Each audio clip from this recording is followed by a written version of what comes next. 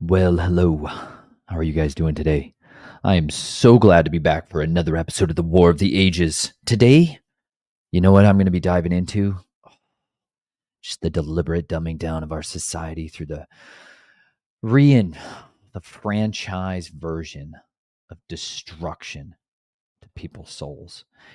I get caught up in a lot of these need to understand the contradictory nature of the society that I grew up in. Because on one side, I grew up in amidst a very criminal form of living. I saw duplicity normalized to such an extent that it was like the native language that was spoken in my house. And it gave me a lens with which I saw the world between a modern Christian version and a very intelligent corruption. There was this balance between those two, this stair stepping amidst those that I saw on such a continual basis that it really shaped the way that I saw the world. The issue, though, that I had, or maybe not even the issue, what it did in me, though, is it created this absolute incessant need to understand why. I would see things at different times in my life, especially between. I went to such a different variety of schools growing up, and it showed me complexity of issues from different cultures, subcultures. Like I went to one that was right next to an Indian reservation, the Navajo or the Apache Indian reservation. There's a bunch out there in the far eastern border of Arizona, and I got to see just the way that they were schooling children that came from a lot of Mormon homes, a lot of rural country cowboy kind of homes, and a lot of Navajo and Apache reservation homes. And the way that they engineered children in that schooling system was vastly different than when I went to a private Christian school in Colorado Springs, Colorado, that was very much engineering. Almost an intelligentsia form. Like there were definitely some of the power brokers of Colorado who sent their children there. Very powerful people would send their children to that school, and the type of education that they were giving there was very different. And the types of social engineering that were working against that, compared in contrast to when I went to Manitou Springs High School, which was very, very paganistic embracing. They were on the cutting edge of embracing a lot of kind of the social justice ideology and a lot of the new pantheism, like embracing these gods of old. It was just it left me all along with these different little pieces that I just could not identify. There was issues, things that just churned in my guts that were screaming red flags of familiarity to that dark underworld that I had experienced, that I saw masquerading as a form of instruction. But at the same time, there was these few outliers of instructors along the way, people that were out that they just didn't fit in the mechanisms that was this beast system that I was being raised in. And they left such a strong impression on me. A couple of teachers that I had that showed me a contradictory way of instructing compared to the form of what I was experiencing, that it gave me this deep hunger to know and understand things that I was interested in. They showed a way of self-learning and self-education that was so different than the rest. And one of them in seventh grade, he was a Bible teacher of mine, and he taught us a way of learning the scriptures for ourselves that to this day now I am so grateful for, because he was very heavy on having us learn for ourselves why we believed what we believed, and that we couldn't understand what people believed around us if we didn't have a formation of ideas that we could defend ourselves. He was big on like arguments, okay, but a form of argument that was not devoid of logic, that we still had to be able to give a reason for what we believed and then defend that without using fallacies, like going after people's perspectives or going after the person, right? Something that's called an ad hominem attack. If you get in debates with people, especially those of you that are trying to articulate to others this way of living, this way of understanding, and the way of truth that you have found, and they attack you personally as opposed to attacking your argument, that's called an ad hominem attack. They're attacking your character, who you are, the type of person you are. They're not dealing with the truth that you're actually trying to present to them. That's a logical fallacy. That's because they don't actually have a way of contending with your arguments. They just attack you. Very common. This is a way of avoiding the argument, right? Because they have a weak position. and they don't want to expose their weakness to that. So instead, they go after people. Very common, you guys. Like I spent years studying philosophy because I wanted to learn how to communicate with people in a way that was sound. I wanted to be able to do that, and it helped me tremendously to be able to formulate those discussions with others.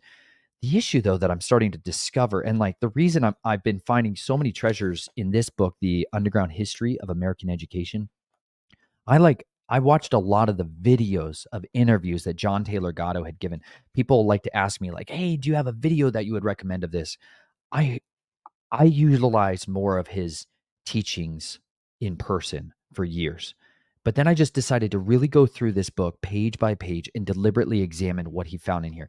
Because though those were helpful to watch the interviews, like a guy named Richard Grove, who has some incredible content. If you guys haven't utilized his content before about history, he's a forensic historian and he does a great job at examining through the lens of history the events that are taking place in modernity, in today, and being able to see those. Where did these agents of evil, these change agents, come from? He does a great job of going through that, and he also does a lot of discussion on dealing with logical fallacies and things like that. But he had John Taylor Gatto on the underground history of American education. He did like a 4 or 5 hour series going through that. But even though I'd watched that probably almost a dozen times, I found just by going through this book and reading it for myself, there was so much more depth that was contained here that is incredibly valuable. And today, I think I'm probably going to do another just reading through this chapter. It's not as big as the previous one that I did because he deals with the things that I needed to identify. Like, why did churches adopt a scientific business model to franchising their establishments? Like, when did that change take place? Who were the agents behind that? Like, when did they start to give us the American dream as we inherited, where people are chasing honorary titles and degrees? Like, why did we have this adoption of gradualism where they slowly, incrementally worked out of us any of the Christian faith or ideology that we had in order to adopt and embrace scientism, this religion of science, truly, and the abandonment of emphasis on history for the embracing of instead grabbing a hold of social studies, that we would study instead of like deeply studying history, that we would instead just go ahead and look towards the future, right? Why are they constantly belaboring this global warming ideology as opposed to understanding and identifying historical changes of weather patterns, geology, morphology? Like, why don't we examine a lot of these things through the lens of history on a long-term scale, as opposed to just looking at predictive models towards the future? Why are they focusing on the temperature ratings in cities and not rural areas, right? There's these ways with when you study history, you're able to examine things from a broad lens. But when you instead formulate this microcosm look through society, like, don't look at economics, don't teach children economics, don't teach them history, don't teach them geology, don't teach them any of these other things. They're like, just focus on these broad terms like social studies. The format of how they deliberately dumb down people is so strategic. And you see so many of these fingers of these other brotherhoods, of these black robe priests, whether it's the Jesuits, whether it's the Freemasons. You see these agents pop up throughout times in history and then engineer this form of utopianism, and they start to broaden it upon people, and like, and to me, it's just, it could not be more contrasting to what we find when we examine the scriptures. Like, I've been encouraging some of you guys, like, read through a Proverbs every day, for like as a baseline. Just read one chapter of Proverbs for the day of the month that you're in, and just do this consistently for a year. Do this for a month. Just start with a month, because I know some of you struggle to do something with discipline. Start by formulating this for a month, right? And what you're going to find in here is these instructions. Like right now, I'm going to read from you guys chapter 4 of Proverbs. These are literally the words that Solomon, now raised in the house of David, has been given instructions from his father, like schooling, right? Education from his father. And he's now passing these things along to you. And this is why they're so valuable. And it's going to be such a contrast when we read where wisdom studies and wisdom and understanding come from the lens of the scripture versus the formulation of it and how people have engineered us to be like an industrialized mechanism, like a machine. Like they raped people of their understanding that children have minds, and they instead were like, no, they're just mechanisms, like a machine that you can change, and all that we're here to do is augment the child into an image of a machine. And that's what they've done. And this is why you can have 99% effectiveness of the retentions of the social order and the willingness for people to bow down to honorary titles and degrees, rather than examining leadership based off merits, based off of like what they actually do. Should you actually be our leaders? Versus no, acceptance of them because of title, because somebody said so, right? Like even now at the bottom of videos on whether it's YouTube or other channels, platforms, they're going to tell you whether or not this person has a degree worthy of listening to, right? They're like, well, this is a medical doctor, so you can listen to them. Or this person has a PhD in astronomy, so therefore you should listen to them, right? That's an appeal to authority. But if you don't even understand what the concept of an appeal to authority is in logical arguments, that doesn't mean anything to you. So you don't understand how they're conditioning people to accept someone or reject someone based off of whether or not they have gone through the rigorous system of indoctrination that we prescribe to them or not, right? The more valuable a child is to me is one that has the least amount of schooling from the institutions that that literally impregnate them with these doctrines, these influences that really have at their origins the other immortals. This is truly like the cult of Diana influencing people, Mithraism. Like these things are being brought forth, the Norse ideology. You'll see in here as he goes through, like these people brought forth progressivism. These things have their basis in Norse ideology. Like they took the Norse religion and they just smeared scientism all over it. And then they brought that to people. You'll see there's these pagan origins of culture that had been brought into the education system as a form of, basically, if you're not tolerant to our ideas, you're not allowed to think or be a participant in our society. It's the most intolerant, it's the most non-liberal form of education you could give to somebody, because true liberalism is an understanding of being able to hold different people's ideas without condemnation or destruction of them, right? But listen to this. Proverbs 4. Children, listen to the discipline of a father and give attention to no understanding. For I gave you good instruction. Do not forsake my Torah. This is like the loving. This is why I say the word Torah. It's not law. This is a very bad translation of the word. You could use that word. The word Torah is translated best as loving instructions of the Father. This is literally where it's built out of. Wisdom comes from loving instructions of a father, right? He's like, don't forsake he says it just in the chapter beforehand. um, My son, do not forget my Torah, and let your heart watch over my commands. For length of days and long life and peace they add to you. Let not loving commitment and truth forsake you. Bind them around your neck, write them on the tablet of your heart, thus finding favor, grace, and good insight in the eyes of Elohim and man. Trust in Yahuwah with all your heart. Lean not on your own understanding. Know him in all your ways, and he makes all your path straight. Do not be wise in your own eyes. Fear Yahuwah and turn away from evil. It is healing to your navel and moistening to your bones. This is literally why it says Yeshua grew up, and he grew in favor with Elohim and with man. And that's because what was growing in him was the Torah of Yahuwah. Like they're commanded in Acts 15. They're like, listen, these are the basic guidelines for new believers, new converts to the faith, was dietary restrictions and then going and listening to the Torah being taught every Shabbat. Those were the commandments that were given to them in Acts 15. They're like, make sure they're not eating blood. That's an important thing. You guys who have a diet, who are examining the foods that you eat, you should be careful to examine whether or not the foods you're eating contain blood, whether the pharmaceuticals that you're taking, whether or not they contain blood. Many of these things contain blood. Many of these foods that you're eating were animals that were killed in a way that was violent, like strangulation, electrocution. These are very violent ways of killing an animal that cause certain processes to take place inside them physiologically that taint the meat. And they put compounds in them which are very, very bad for our bodies, right? They cause harm to our bodies. When we eat something that's dying in a frenzied, terrorized state, it's releasing adrenaline and all the byproducts that come from adrenaline production in the body and cortisol. It changes physiologically the type of nutrients that we're able to absorb in our bodies when we eat that animal. Something strongly to consider why it's so valuable when we're able to get sourced food that is pure. It's a powerful thing and it changes the way that we feel.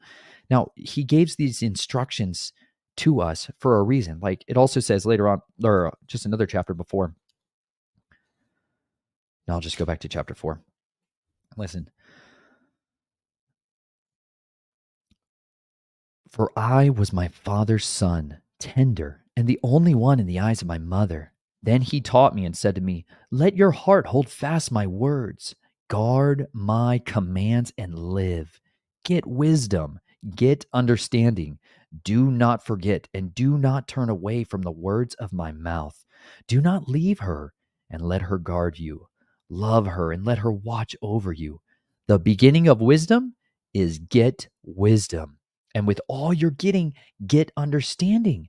Exalt her and let her uplift you. She brings you esteem when you embrace her. She gives your head a fair wreath. She shields you with an adorning crown. Hear, my son, and accept my words, and let the years of your life be many. I have taught you. Like this is what David's saying. I have taught you in the way of wisdom. I have led you in straight paths. When you walk, your steps shall not be hindered. And if you run, you shall not stumble. Become strong in discipline. Do not let go. Watch over her, for she is your life. Do not enter the path of the wrong, and do not walk in the way of evildoers. Avoid it. Do not pass by it. Turn away from it and pass on. For they do not sleep until they have done evil, and their sleep is taken away unless they make someone fall. For they've eaten the bread of wrongdoing, and they drink the wine of violence. He's giving you this beautiful contrast here so that you can have a lens to identify evildoers, that you'll be able to see and comparison and contrast between what is radically evil and what is wholly good, what is pure, what is lovely. These are these things like later on in the scripture when he's telling us, hey, think about these things, talk about these things, whatever is pure, whatever is lovely, whatever is amiable, whatever is right, whatever is good. These things that we should be meditating on and thinking about. Except when you have it, you have to have the juxtaposition of that. You have to understand what is the bread of wrongness? What is the wine of violence? Right? This is like the communion of the beast that so many people are partaking in, but they do it secretively. They're consuming the doctrine, like the word of the evil one. They are embracing. This is why later on in the scriptures, Paul uses this phrase, doctrines of demons. This is the ideas. This word doctrine is better understood for us as ideas of demons. Their writings, their rhetoric, their instructions, their music, their form, their all of their different ways of imparting upon others their ideologies. This is what you're going to read when we go through this history of where the education system came from. We are going to be examining the doctrines of demons. We're going to be understanding the identity of these change agents, these infiltrators. Because, I mean, on the other side of it, too, maybe what would be helpful is to just read the origin story of where demons come from. Because a lot of us got a form of the scriptures where we were disinherited, not only from the Torah, like I grew up in a lot of those Christian schools where the emphasis was never placed on the Torah. They were literally mocked. Like people used to mock reading the book of Numbers or Leviticus as a way to go put yourself to sleep. Go read those Old Testament books. That's a good way to put yourself to sleep. For some reason, though, there was an acceptance of like the book of Psalms was generally agreed upon to be great and helpful, and Proverbs, that was good too. But basically, like all the rest of it, yeah, there's some good stuff in Isaiah occasionally. Jeremiah is just a sludge fest. You don't want to jump into that. It's basically exhausting and frustrating. But if you skip over like the prophets, if you skip over Numbers or Leviticus or Exodus, you're going to miss so much of it. Exodus was cool as long as you talked about like obviously the people in the wilderness and the whole 10 commandment things. That's cool. But basically like you could just throw out the vast majority of what's in the Old Testament is not beneficial or helpful. Whereas when I examine like through history, how did people look at the scriptures? They didn't call it the Bible because the Bible gives us this idea that it's this 66 books. That's the Bible. That's not the Bible, you guys. That's the version that we get today. 2 books I'm going to get for you. Hold on. There's one. This is going to be a long format one. I can feel it. I'm winding up for a stinking sludge fest here. Yesterday I did a bunch of outdoor activities and I got antsy. I got excited. I'm like seething with enthusiasm because all these dots suddenly get connected for me sometimes when I'm doing something that has nothing to do with what I would consider studying. Like I was building birdhouses for my wife because she just loves birds. I was just building birdhouses and I was getting to work with tools. And but as I was doing that, I didn't listen to anything. I didn't put anything in my ears. Like a lot of times I'd like to just listen to content, and I'm trying to be selective on that. And I'm starting to try to embrace these moments where I have quiet, like undisturbed time. You know, it's not really undisturbed. My babies are crawling around. I had to feed them and change them, like crazy stuff too. But I'm trying to identify there's times where my brain can make connections if I'm absent of other people's influence for a minute. Like shh, everybody else for a minute. It's valuable time. But as I was doing that, I began to see this connection between a lot of these pieces that I'm trying to pick up, whether it's the invisible rainbow, like my examination of electricity and how the body actually functions and interacts with electricity and light, and why the enemy seems to be obsessed with the blood and the consumption of blood, and what's really the basis to that, as well as trying to pick up and understand how did these agents of evil make such a cataclysmic change in us to where 99% of the people you go and shake and try to tell them the truth, they just reject it and they run from it and they run back to Babylon and they run back to the system of the beast. And you're like, what the heck? Like, why is it so difficult to get people to see reality, to see truth? It's literally what the word truth means, reality. Like, why can't we get people to understand reality? Like, we're sitting here screaming. I don't want to just be the guy that's like trying to bring awareness to everything. I want to be somebody that's helping others to understand how they can be effective agents of influence in the lives and the people around you, that we can influence culture towards the path of righteousness and not just be people that are filling up with knowledge and not doing anything with it. It's wasted. If you learn these truths and you don't do anything to drastically change your life and do everything you can to be a literal witness to the nations, it's worthlessness. Like you're just storing up knowledge for yourself to shove in the closet. It's like accumulating great, vast amounts of wealth and not leveraging that for the advancement of the kingdom, not finding ways to be effective strategizers of change in the areas that you can, right? To impart benefit, to adding value to our society, to our neighbors, to the people that are around us, to bless those that are around us. But as I was going through here, okay, I picked this one up. I went to a library. Hallelujah. It was so fun. I went to a library and I was going through their books, and I found this one, which is the Dead Sea Scrolls Bible. This is the oldest known Bible translated for the first time into English, and this is at Abig, Flint, and Ulrich. Um, I have like a collection of the Dead Sea Scrolls that are translated into English, which has always been the one that I've referenced before. But this was one where they just did their best to take literally the Dead Sea Scrolls, as much as they had fragments that they had available to them, and bring that forward into into a single accumulation for a binding like the Bible, right? But what you'll find in here is there is, as I'm always trying to just shine a light on you guys, the Bible that we have today, the 66 books that we have today, are incredibly wonderful and beneficial beyond measure. And I think as much as I can, the basis of our foundations of examining and understanding.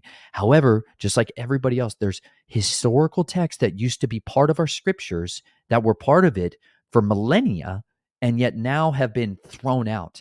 And I'm very adamantly convinced that as I've studied this for now 12 years, that I've been examining these other texts that used to be included in our scriptures, whether it's the Ecclesiasticus, like the book of Sirach, whether it's like we read last time, Bel and the Dragon and Susanna, or the book of Jubilees. Like there are these other texts that we used to have within our scriptures, the epistle of Jeremiah, right? Like the prayer of Azariah or Manasseh. There's these little, I mean, some of them just a single page, some of them just a single page, but bound up and contained therein is a treasure trove that never should have been ripped out of our Bibles. But I grew up in a culture that taught me to rip out pages and chapters and entire books of the Bible. Like I told you guys in the last episode, I sat down with a pastor of a church who literally told me the book of Matthew is not for us, who literally told me these books are not for us. Like, gosh, even in the Reformation in Martin Luther, he wanted to rip out the book of James. He hated Judaism. He hated Hebraic ideology. He hated it with a vehemency, you guys. And so because of that, that shaped a lot of the form of Protestantism as a form of being protesting. They even protest, let us have nothing to do with the Jews. Listen, there's 11 other tribes than the Jews. I get it. Like, most people don't know that, though. Most people are so blind to history. They think the Jews are the tribes of Israel. They have no idea there's 11 other tribes there. They might kind of vaguely get it. But if you try to bring up Manasseh, or the half tribe of Manasseh, or Ephraim, or if you try to tell them about Issachar, like, they're like, what? Naphtali. They're blind to this stuff. That's by design.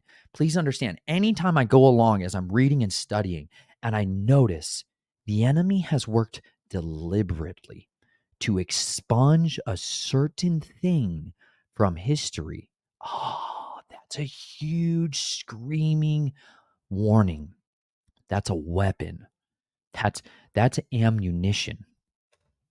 That's ammunition in the arsenal of our weaponry that the enemy doesn't want. He doesn't want to give you the silver bullet, you guys.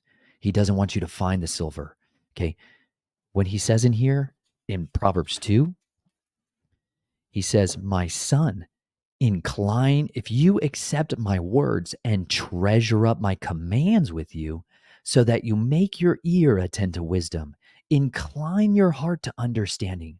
For if you cry for discernment, lift up your voice for understanding. If you seek her as silver and search for her as hidden treasures, then you would understand the fear of Yahuwah and find the knowledge of Elohim. For Yahuwah gives wisdom. Out of his mouth come knowledge and understanding. And he treasures up stability for the straight, a shield to those walking blamelessly, to watch over the paths of right ruling, and the way of his loving committed ones he guards. Then you would understand righteousness and right ruling and straightness in every good path. For wisdom would enter your heart, and knowledge be pleasant to your being. Discretion would guard you, understanding would watch over you, to deliver you from the evil way, from the man who speaks perversities, those who leave the path of straightness to walk in the ways of darkness, who rejoice to do evil. They delight in the perversities of evil, whose paths are crooked, and they are perverted in their ways, to deliver you from the strange woman, from the foreigner who flatters with her words, who forsakes the companions of her youth, and has forgotten the covenant of her Elohim. For her house is sunk down to death, and her paths to the dead. None going into her does return, nor do they reach the paths of life. So walk in the way of goodness, and guard the paths of righteousness. For the straight shall dwell in the earth, and the perfect be left in it. But the wrong shall be cut off from the earth, and the treacherous ones plucked out of it. When it says there, her paths, her house is sunk down to death, and her paths to the dead, it literally says the Rephaim, the strange woman, right? The strange woman. It's like in her house. You go into that woman's house. You go into this house of evil, perversion. Like when you go down into that house, she's got a secret staircase that opens up and descends into the depths of the house of the Rephaim, like the Council of the Rephaim. The watchers were here on the earth. They had a council chamber. Okay. Enoch, who's directly quoted in the book of Jude. Like they take the book of First Enoch and quote it directly in Jude. Like 20% of Jude is literally a quotation. And he says the prophecies of Enoch. And then he quotes them directly. Prophecy about Yeshua coming back with his mighty messengers, all this. Enoch was given the command to go into the council chamber of the watchers and issue out their judgment. Like there's these councils the divine immortals sit at, and they plot and conspire against the righteous in. This is literally what he's telling you. Listen, these strange women, they have this way of manipulating and leading astray, like setting a snare and then sinking people down into the depths. She's got in her house access to the council room of the Rephaim, the Nephilim, right, the fallen ones. The Rephaim are their descendants as they came down, like the descendants of Og, the giant who Moses kills later on in the story of Exodus. These are things that you read about, fighting giants, Moses and Joshua and them fighting giants and killing Og. He's the descendants of the Rephaim, right? These are these holdovers of these mixtures, hybrids. Well, this is literally telling you still in the days of Proverbs. He's warning you about where these things still abide. People still have throne rooms underneath their homes that lead down into these tunnel systems beneath their feet, where they take counsel with the Rephaim, where they take counsel with the spirit of the undead, what we would call the demons, right? These are the disembodied spirits of the Nephilim. But so much of our understanding about where demons come from has been selectively removed from history so that we cannot know these things. Major portions of what helped to bring a lot of that back was the Dead Sea Scrolls, was the verification of, hey, what texts were most important to the people back then? What was the arrangement of the scriptures through antiquity versus the arrangement of the scriptures that we get today is by design different. Because of that, they're not chronological in the same way. And also, they give you a different emphasis on what's most important. Like the way that the scriptures used to be bound up collectively was what Yeshua referred to as in the New Testament. He said, right, that you have the Torah of Moses, the prophets, and the Psalms of David, right? That used to be more of the arrangement that you were actually given in. So, because of that, the Dead Sea Scrolls book, what he did, he goes through just the history of where a lot of this was and how those things came to be and how the book was like compiled to try to like bring that back to life in its own sense. He also does a good job here of starting out just explaining the different texts where most of our Bibles came from, the different major texts that were used when they came around, who had control of them. Like the Pharisees were in control of the Masoretic text for a long time, and this is why the version that you get out of the Masoretic text is somewhat different, subtly so, in different translations than you get in the Greek Septuagint, right? And so it's very important for us to be able to look, carefully examine history to know, why would somebody hates the Messiah, who literally preaches and teaches to other people, like this is where the doctrines from the synagogue of Satan are emphasizing, right? From Talmudic traditions, they literally teach people that Yeshua is burning in his own excrement in hell. That's what they tell people. Okay. So they have that kind of vehement hatred towards the Messiah. And so therefore they like to influence people away from them. And so you'll see a contrast from certain passages that are very obviously bent towards the Messiah being clearly the son of David, born of a virgin, like Yeshua of Nazareth, who's persecuted, hunted down, people try to kill him. They expunge those texts. Like they work hard to hide those things. They're like, we don't want you to have that. Like the book of Nathan or even the book of Gad the seer. There's these other books that are out there. They still have control of the book of Nathan and they won't release to us the text of it in whole. They're giving us little snippets of it. It's because there's incredibly powerful and profound declarations and prophecies that Nathan gave to David about the Messiah that was going to come that clearly screamingly point to Yeshua. And they're like, okay, we don't want that getting out there. And this is the difficulty of, this is the stuff that just makes me want to burn the world to ashes in those circles. This is the stuff that makes me want to go on massive revenge plots against these people that are hiding the truth from others. I hate it. I hate evil in every form of it. And that is evil. To obscure the truth from others is radical, intelligent evil. That's somebody who's sitting at the Council of the Rephaim. You know what I'm saying? But those books that they've hidden from us, those texts that they've hidden from you, they've obfuscated it. And even more so now they just try to eliminate your ability to read. They've tried to eliminate your ability to understand things for yourself so that you can be stupid and easy to manipulate the rest of your life. And you will go along with the herd, that you will follow the authorities' command, that you literally would be a mindless society that does not know how to function unless somebody tells you what to do. Like that you will sit and stay at home if we tell you to sit and stay at home, that you will do that because we said so, because we mandate you do so. Like that kind of idea comes from decades, generations of indoctrination that did not come about naturally. That is contrary to the way that we are created to be. Yahuwah loves to embrace the gift he gave us, which is free will, self-sovereignty. And he loves for men and women to choose for themselves what they want to do with their life, who they want to become, who they want to bow down to, who they want to serve, how they want to live their life. That's the gift. That's the primary gift he gave us, which means the enemy understands we have to eradicate that from people. He wants tyrannical submission to absolute mind control. That's his form of life. That's the version that he likes to impose upon his servants. He wants that, what you see in Mitzrayim, what you see in Nimrod, what you see in these characters. Anyways, let me just get into this because I want to read about 300 pages today now. Let me just go back for a second here, okay? I'm always thankful when I have an opportunity to find a book that helps me to have answers to a lot of these, just the constant dilemmas that we're facing, because it is this just perpetual war that we're dealing with, this misinformation war and the elimination of information. Like, he goes into here why these texts were built this way, and why if we start to regard them and discover them again, hey, we can read Jubilees for ourselves and we can get a better understanding of where demons come from. Like the book of Jubilees was bound up with the scriptures in the Dead Sea Scrolls continually more than almost any other text. Like, you have lots of copies of Deuteronomy, Isaiah, the Psalms as well. You have almost complete copies of it, and which go to 151 chapters in the Psalms. Not the same version that we get today. Like, there's important ones. Some of them have to do with spiritual warfare, by the way, and binding demons and dealing with demons and stuff like that.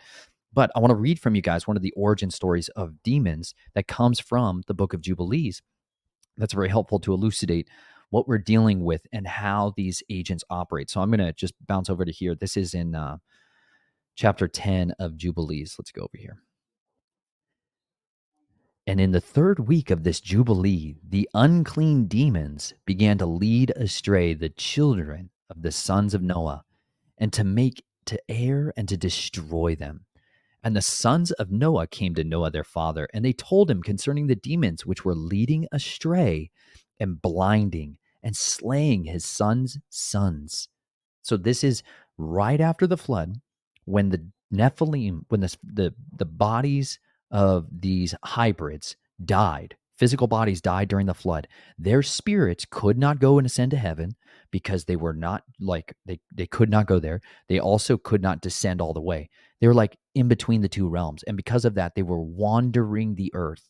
They were the disembodied spirits of the Nephilim, like we'll read about in First Enoch as well. And they had three primary functions that you'll see. They're leading people astray, they're blinding, and they're slaying. Like, they're there to destroy them, to make them err, to make them lead them in the path of wickedness, right? This is literally their jobs, their functions on the earth, and what they do only continually. And he prayed before Yahuwah, his Elohim, and said, Elohim of the spirits of all flesh, who has shown mercy unto me, and has saved me and my sons from the waters of the flood, and has not caused me to perish as you did the sons of perdition. For your grace has been great towards me, and great has been your mercy to my soul. Let your grace be lifted up upon my sons, and let not the wicked spirits rule over them, lest they should destroy them from the earth. But you did bless me and my sons, that we may increase and multiply and replenish the earth. And know now how thy watchers, the fathers of these spirits, acted in my day. And as for these spirits which are living, imprison them and hold them fast in the place of condemnation, and let them not bring destruction on the sons of your servant, my Elohim. For these are malignant and created in order to destroy. And let them not rule over the spirits of the living, for you alone can exercise dominion over them. And let them not have power over the sons of the righteous from henceforth and forevermore. This is the power of a father interceding for his sons. This is what is so powerful for you parents and any of you out there who is trying to intercede for the people that are around you. Understand the deceptions that people are under have at their roots these beings, these immortals, these mighty gods of old, these fallen ones. This is their change agents, their sons that they use to enact their will on the earth after they were in prison. This is why the doctrines, the influences of demons are so pervasive. But listen, this is the power of prayer. And I want you to see this. Yahuwah hearkens to the voice of Noah and his intercession on this prayer. And Yahuwah, our Elohim, bade us, he's talking about the angels, the immortals that he's talking to here. And Yahuwah, our Elohim, bade us to bind them all. And the chief of the spirits, Mastema, this is the great adversary, came and said, Master, Creator, let some of them remain before me, and let them hearken to my voice, and do all that I shall say unto them. For if some of them are not left to me, I shall not be able to execute the power of my will on the sons of men, for these are for corruption and leading astray before my judgment. For great is the wickedness of the sons of men. And he said, let the 10th part of them remain before him, and let 9 parts descend into the place of condemnation. So, this is literally how the adversary legally argues and defends his position that he has a right to enact his will against the sons of disobedience, right? We've talked about so much in here. Sin is the transgression of the Torah. This is the basis that the adversary uses to build a legal right to pursue destruction, judgments, curses, defamation of the children of righteousness. He is saying, I need to have agents to be able to enact my will to execute judgment against them. So please, bind 9/10 of them, leave me 1/10 of them. This is what we've been dealing with from that moment on. The enemy had 1/10 of this army to work with. Similarly, the enemy, we do not have a third of the immortals fighting against us right now with the dragon and his army. That comes later on in the story. That's not taken place yet. And so we still have a huge number of adversarial immortals and spirits to contend against. We are dealing with not their best shot. But listen, this is how the Father provides help for them. And he said, and one of us, one of the angels, the immortals, he commanded that we should teach Noah and all their medicines, for he knew that they would not walk in uprightness, nor strive in righteousness. And we did according to all these words. All the malignant evil ones we bound in the place of condemnation, and a 10th part of them we left, that they might be subject before Satan on the earth. And we explained to Noah all the medicines of their diseases, together with their seductions, how he might heal them with the herbs of the earth. And Noah wrote all these things down in a book as we instructed him concerning every kind of medicine. Thus the evil spirits were precluded from hurting the sons of Noah. And he gave all that he had written to Shem, his eldest son, for he loved him exceedingly above all his sons. And Noah slept with his fathers and was buried on Mount Lubar in the land of Ararat. 950 years he completed his life, 19 jubilees in 2 weeks and 5 years. And in his life on earth, he excelled the children of men, save Enoch, because of the righteousness wherein he was perfect. For Enoch's office was ordained for a testimony to the generations of the world, so that he should recount all the deeds of generation unto generation, till the day of judgment. So Yahweh provides here the literal antidote to the diseases that these demons are going to wreak upon people's lives, to their seductions, and how they might heal them with the herbs of the earth. This is an incredible, and what I think so many of us that are trying, like right now, those of us that are really trying to find ways of healing ourselves, healing our family members, healing from all these afflictions that we're suffering, are turning back to what used to be the best, most effective forms of true medicine before allopathy was adopted by these same governing institutions behind the scenes, right? These same agents of evil that had access to the wealth and then were willing to manipulate people through seduction to adopt a form of medicine that was contradictory to what people had utilized effectively for thousands of years, right? This is why the propagation of disease is so effective right now, because the root causes are not addressed, right?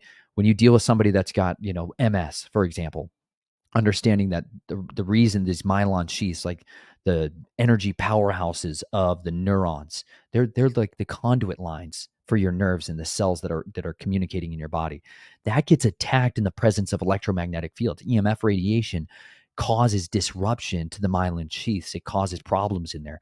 And this is one of the root causes that stimulates and brings on rapid onsets of flare-ups and stuff in MS patients.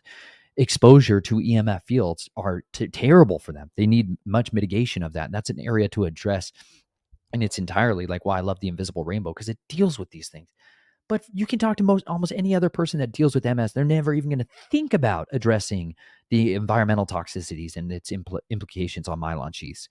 But this is something that was like plainly there and has been understood for a long time, but doesn't want to be addressed. Like, we have this need in our culture and our society to be able to look at from history, like careful scrutinization of history. How do we heal? How do we resist Satan and his attack and his adversaries? What are the cures to it? Well, he plainly told you that these things are written in these books that are contained therein. So where's that book of Shem? You know, that Shem clearly was given this book that was dictated directly by the immortals of Yahuwah to Noah on how to deal with all of these seductions and things like that. I'm telling you guys, more and more I find is that these agents of evil have intimately worked hard to expunge these things from the historical record. That's their goal. They don't want us to have access to these things. And the ones that we do have can give us, like, we can get a good working foundation of a lot of it from here in the scriptures. But then if you take out the book of Jubilees, just that one book, you're eliminating from people that are trying to understand why the world is the way it is. And you've eliminated from them the ability to understand just that component by just taking that chapter out from what people used to pick up in Genesis. They used to be able to read in Genesis and then go to Jubilees.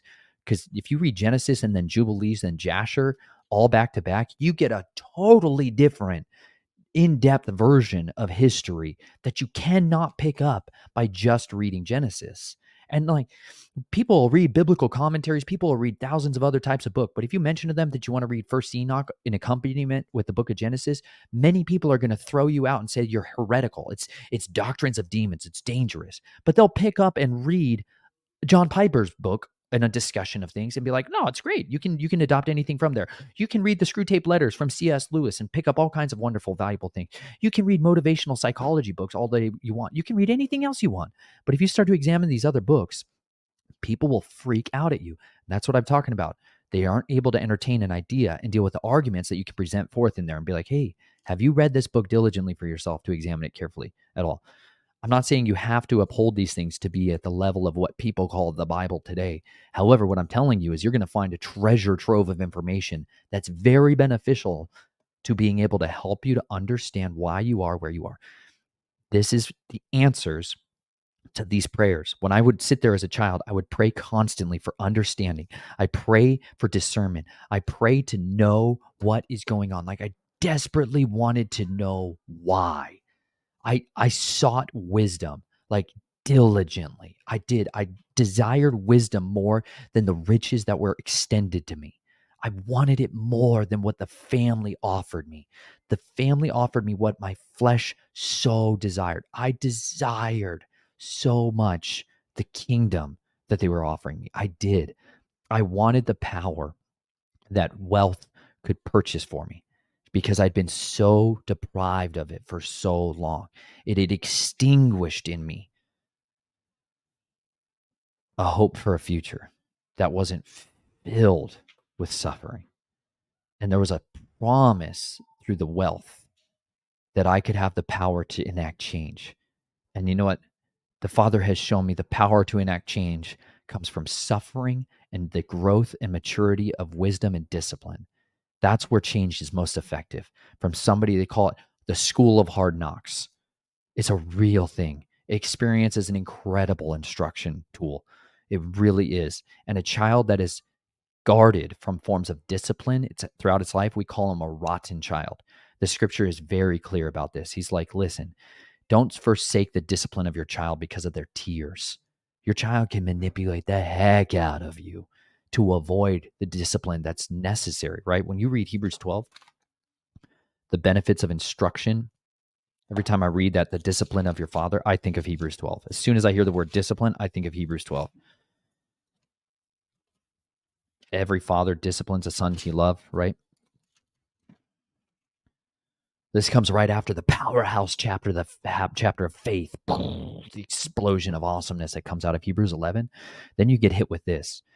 We too, then, having so great a cloud of witnesses all around us, let us lay aside every weight and sin which so easily entangles us, and let us run with endurance the race set before us, looking to the Prince and Perfecter of our belief, Yeshua, who for the joy that was set before him endured the stake, having despised the shame, and sat down at the right hand of the throne of Elohim. For joy he endured the stake, for joy. For consider him who endured such opposition from sinners against himself, lest you become weary and faint in your lives. You have not yet resisted unto blood, striving against sin, and you have forgotten the appeal which speaks to you as sons. My son, do not despise the discipline of Yahuwah, nor faint when you are reproved by him. For whom Yahuwah loves, he disciplines, and flogs every son whom he receives. If you endure discipline, Elohim is treating you as sons. For what son is there whom a father does not discipline? But if you are without discipline, of which all have become sharers, then you are illegitimate and not sons. Moreover, we indeed had fathers of our flesh disciplining us, and we paid them respect. Shall we not rather be subject to the Father of spirits and live? For they indeed disciplined us for a few days as seemed best to them, but he does it for our profit, that we might share in his set apartness, his holiness. And indeed, no discipline seems pleasant at the time, but grievous. But afterward, it yields the peaceable fruit of righteousness to those who have been trained by it. So strengthen the hands which hang down and the weak knees, and make straight paths for your feet, lest the lame be turned aside, but instead to be healed. Pursue peace with all, and pursue apartness with which no one shall see the master. See to it that no one falls short of the favor of Elohim, that no root of bitterness springs up, causing trouble, by which many have become defiled. Lest anyone who whores or profane one like Esau, who saw for a single meal sold his birthright. Okay, there's just another little like snippet. He's making a reference to Esau, who sold his meal for a birthright. If you read Jubilees and Jasher, like you get an understanding that it wasn't just because he was like hungry. I'm hungry and I'm tired. Jacob, sell me all that pottage of red lentils and living bread. No, man. If you read the other accounts, it's like, no, he killed Nimrod. He just killed the king of the earth, cut off his head, and then had this horrifically hard fight with his two guards, barely survived, killing both of them. And then the rest of Nimrod's companions are hunting him down to kill him in retaliation, and he runs for his life. He understands that he is now on the top of the FBI's most wanted list, that the Department of Homeland Security is going after him with everything they got. You know what I'm saying? Like, they're going to send every Jesuit assassin they can possibly get their hands on to go murder that guy. They're like, dadgummit, he killed the Black Pope. Go after him. He's going after Pepe Orsini. They're like, go kill him. He comes back and Jacob is like making this deliciousness. And he's like, just give it to me, man. I'm going to die anyways. What's my birthright to me? I'm like 100% going to die. Who cares? That's why he sold his birthright. It's not just because he was stupid. So often we look at these people as if they're dumb. There's a reason people did what they did. And unfortunately, most of us just didn't get the historical context to have a depth of understanding to why they did what they did. But it sure helps a lot when we get that image. It really helps us to understand a whole lot more if we get better context for the story. Anyways, I had to rant there for a second. Hang with me, you guys. I'm going to go back to a second too, because I told you guys we're going to hit on the other origin stories of demons. This is in Dr. Michael Lake's The Kingdom Priesthood book as well. And he just does some good quotes out of First Enoch, so you can build it out here. The Dark Strategic. This is in, let's see, chapter, those of you that have it, this is chapter 3, The Competing Priesthoods. This is on page 80. The Dark Strategic Advantage of the Tower of Babel. In this multi-dimensional war against the Creator, there have been several waves of attack launched against humanity. The first wave was wrought by the Nachash in the garden. The second wave was revealed in the Genesis 6 incident. And it came to pass, when men began to multiply on the face of the earth, and daughters were born unto them, that the sons of Elohim saw the daughters of men, that they were fair, and they took them wives of all which they chose. And Yahweh said, My spirit shall not always strive with man, for he is flesh, yet his days shall be 120 years. There were giants in the earth in those days, and also after that, when the sons of Elohim came in unto the daughters of men, and they bore children unto them, and they became mighty men which were of old, men of renown. And Elohim saw that the wickedness of man was great in the earth, and that every imagination of the thoughts of his heart was only evil continually. This second wave consisted of rebellious angels that the book of Enoch calls watchers. However, these immortals did more than just watch. The sons of God, B'nai Elohim, entered into sexual union with the daughters of men to produce giants, the Nephilim. The Nephilim were on the earth both in those days and afterward, when the sons of Elohim came to the daughters of mankind, who bore children to them. They were powerful men of old, the famous men. The Nephilim became known as mighty men, or Gibor in Hebrew. Genesis 6 is the seed story or epicenter in which mankind developed the concept of heroes. These men of renown were something more than mere humans. In the last clash of the Titans, the second coming of Hercules, Leviathan, and prophetic war between Jesus Christ and the gods of antiquity, Derek Gilbert shares, the Greek tales of their deities and demigods are bastardized versions of true history. Zeus is Satan. The Titans are the sons of God who came into the daughters of men. The heroes of the golden age were the mighty men who were of old, the men of renown. These men were so mighty that their exploits and influence extended beyond the grave. Once again, Derek shares the following insight. The word hero has a much different meaning today than it did 2,000 years ago. For us, a hero is a soldier, a firefighter, a police officer, or a star athlete. To the ancient Greeks, a hero was a dead person who remained powerful in death and was therefore venerated by the living. The Second Temple period, work known as the Book of Enoch, describes these heroes that continued to influence humanity after the judgment of the flood of Noah as evil spirits or demons. I'd like to examine several passages from the Book of Enoch to illustrate the worldview that formed the backdrop regarding the theology of the New Testament church.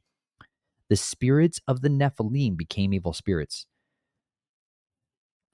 Starting in verse 8 of chapter 15. And now the giants who are produced from the spirits and flesh shall be called evil spirits upon the earth, and on the earth shall be their dwelling. Evil spirits have proceeded from their bodies, because they are born from men, and from the holy watchers is their beginning and primal origin. They shall be evil spirits on the earth, and evil spirits shall they be called. Within the tapestry of Jewish thought in the Second Temple period, demons or evil spirits were said to have been the spirits of the disembodied Nephilim. These same spirits also do battle with the children of men, an important New Testament concept within spiritual warfare. Continuing on in Enoch, 1 Enoch 15. As for the spirits of heaven, in heaven shall be their dwelling. But as for the spirits of the earth, which were born upon the earth shall be their dwelling. And the spirits of giants afflict, oppress, destroy, attack, do battle, and work destruction on the earth and cause trouble. They take no food, but nevertheless hunger and thirst, and cause offenses. And these spirits shall rise up against the children of men and against the women, because they have proceeded from them. It was the war that the Watchers caused mankind to worship evil spirits as God. This is 1 Enoch 19. And Uriel, this is one of the righteous immortals, said to me, Here shall stand the angels who have connected themselves with women, and their spirits, assuming many different forms, are defiling mankind, and shall lead them astray into sacrificing to demons as gods. Here they shall stand till the day of the great judgment, in which they shall be judged till they are made an end of. Finally, the book of Enoch reveals that it was the Watchers that led humanity astray to make sacrifices to these evil spirits as gods. It is also interesting to note the concept of a future judgment of evil spirits is drawn from the book of Enoch as well. In the Old Testament, there are two references to the pending judgment of Lucifer, Isaiah 14, 12 through 14, and Ezekiel 28, 11 through 19, but not of the evil spirits. Yet we find in the New Testament that evil spirits were asking Yeshua if he had come to torment them, a sign of judgment before the appointed time. This is Matthew 8, 28 through 9. And when he was come to the other side into the country of the Gadarenes, there met him two possessed with devils, coming out of the tombs, exceedingly fierce, so that no one might pass by that way. And behold, they cried out, saying, What have you to do with us, Yeshua, son of the Elohim? Are you come to torment us before the time? Few today realize the impact of the pseudepigrapha Book of Enoch during the Second Temple period and the development of Christian theology. Yet today, theologians and scholars from around the world meet to annually discuss these very concepts. He goes on for a good long while here. my point in bringing this to you guys is if you can't articulate to others why you believe what you believe about the influence that these powers have behind the scene, it's going to leave you in a position of weakness when you get into debates. And I'm trying to equip you with words of understanding so that you guys can stand solidly on a firm foundation so you can engage with others when you get an opportunity to share the reason for the hope that you have. Why do you believe what you believe? This is why I believe what I believe, because I've studied it and examined for myself. The reason I believe the world is being run by this cadre of immortals is because it's plainly written in the scriptures, right? When you go to the book of Deuteronomy from like the Dead Sea Scrolls, and I go to Deuteronomy 32, let me show you this. I'm going to read you Deuteronomy 32 from the Dead Sea Scrolls. Now, if as I'm reading, a verse drops off for a second, like it doesn't continue on, if you're reading in Deuteronomy 32 from your scriptures, if I stop reading a certain part of a verse, it's because that portion of the fragment of the scroll that this was found in was either missing or burnt beyond recognition. Was not. These were fragmentary scrolls. So these things were found in a cave in the Qumran area in the Middle East, and they were basically. People will contend that these scrolls were kept by a community of Essenes, but I really believe these were more the Zadokite priests. Totally different, long story you should go into another time. There's lots of great resources to examine that out. The Essenes believed a very different doctrine and followed a very different form of worship than the Zadokite priests. The Zadokite priests were the priesthood that was instituted in like the times of David that were to follow the ways of Yahweh and guard these things. They were pushed out and driven out by these different sects like the Pharisees and the Sadducees. They came in and started buying their way. If you read the book of Maccabees, you'll get a better illustration and understanding of what this time took place. The books of Maccabees give you a zoomed in period of when people started buying their way into the priesthood and taking it over through violence and bribery and seduction.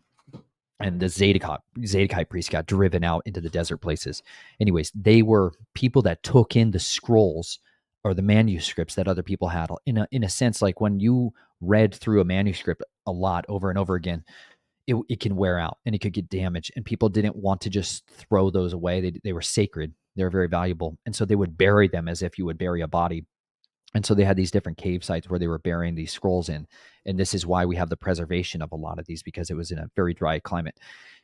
These scrolls, though, some of them were already like dust when they got put in there. And so we only have certain fragments. However, we have lots and lots of these. And so what they did is they compiled all the different little fragmentary pieces to see what they said. Some of them were almost entirely intact. Like there's this one that's called the Isaiah scroll that is almost 100% intact. That's on display in I believe it's called the Temple of the Scroll in Jerusalem, in Israel. The version that we get today, at least. Also, 150. There's one that's got like 150, one of the Psalms, just in a single manuscript as well. But this is Deuteronomy 32, because this is where things get divided. Give ear, O heavens, and I will speak. This is the Song of Moses.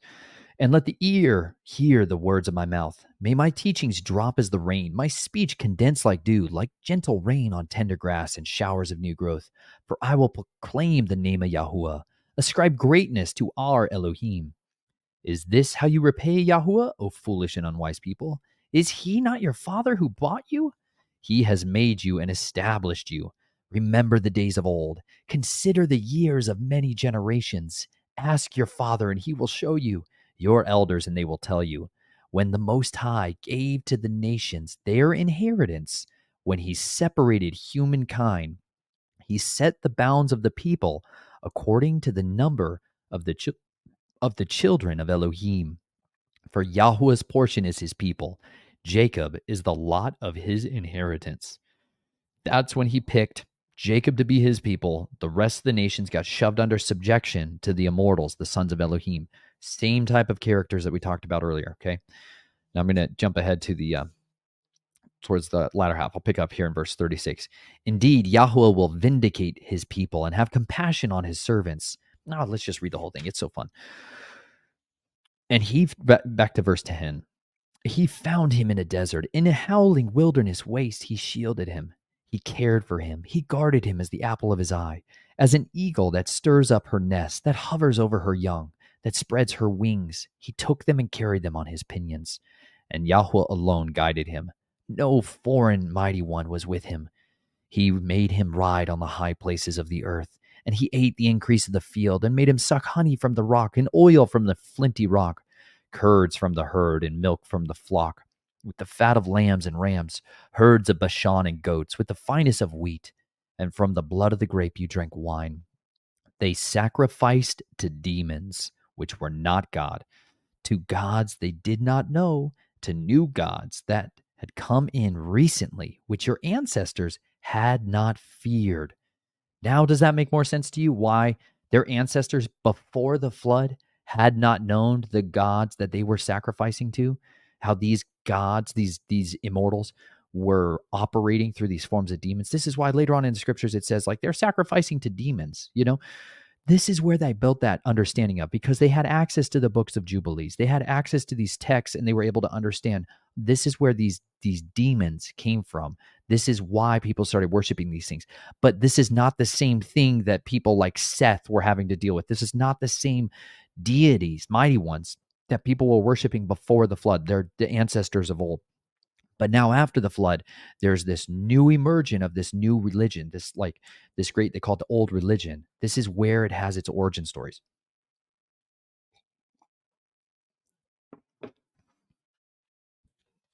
And Yahweh saw it and rejected them because of the provocation of his own sons and his daughters. And he said, I will hide my face from them. I will see that their end shall be, for they are a very perverse generation, children in whom there is no faithfulness. They've moved me to jealousy with what is no God. They have provoked me to anger with their idols, and I will move them to jealousy with those that are not a people. I will provoke them to anger with a foolish nation. For a fire is kindled in my anger, and burns to the lowest Sheol, and devours the earth with its increase, and sets on fire the foundations of the mountains. I will heap disasters on them. I will spend my arrows on them. They will be wasted with hunger, and devoured with burning heat and bitter destruction. And I will send against them the fangs of wild beasts, with the venom of things crawling in the dust. Outside the sword shall bereave, and in the chambers terror. It shall destroy both young man and virgin, the nursing child and the man with gray hairs. I said, I will scatter them afar. I will make the remembrance of them cease from humankind. But I feared the provocation of the enemy, for their adversaries might misunderstand and say, our hand is exalted, and Yahweh has not done all this. For they are a nation void of sense, and there's no understanding in them. If only they were wise, they would understand this. They would consider their end.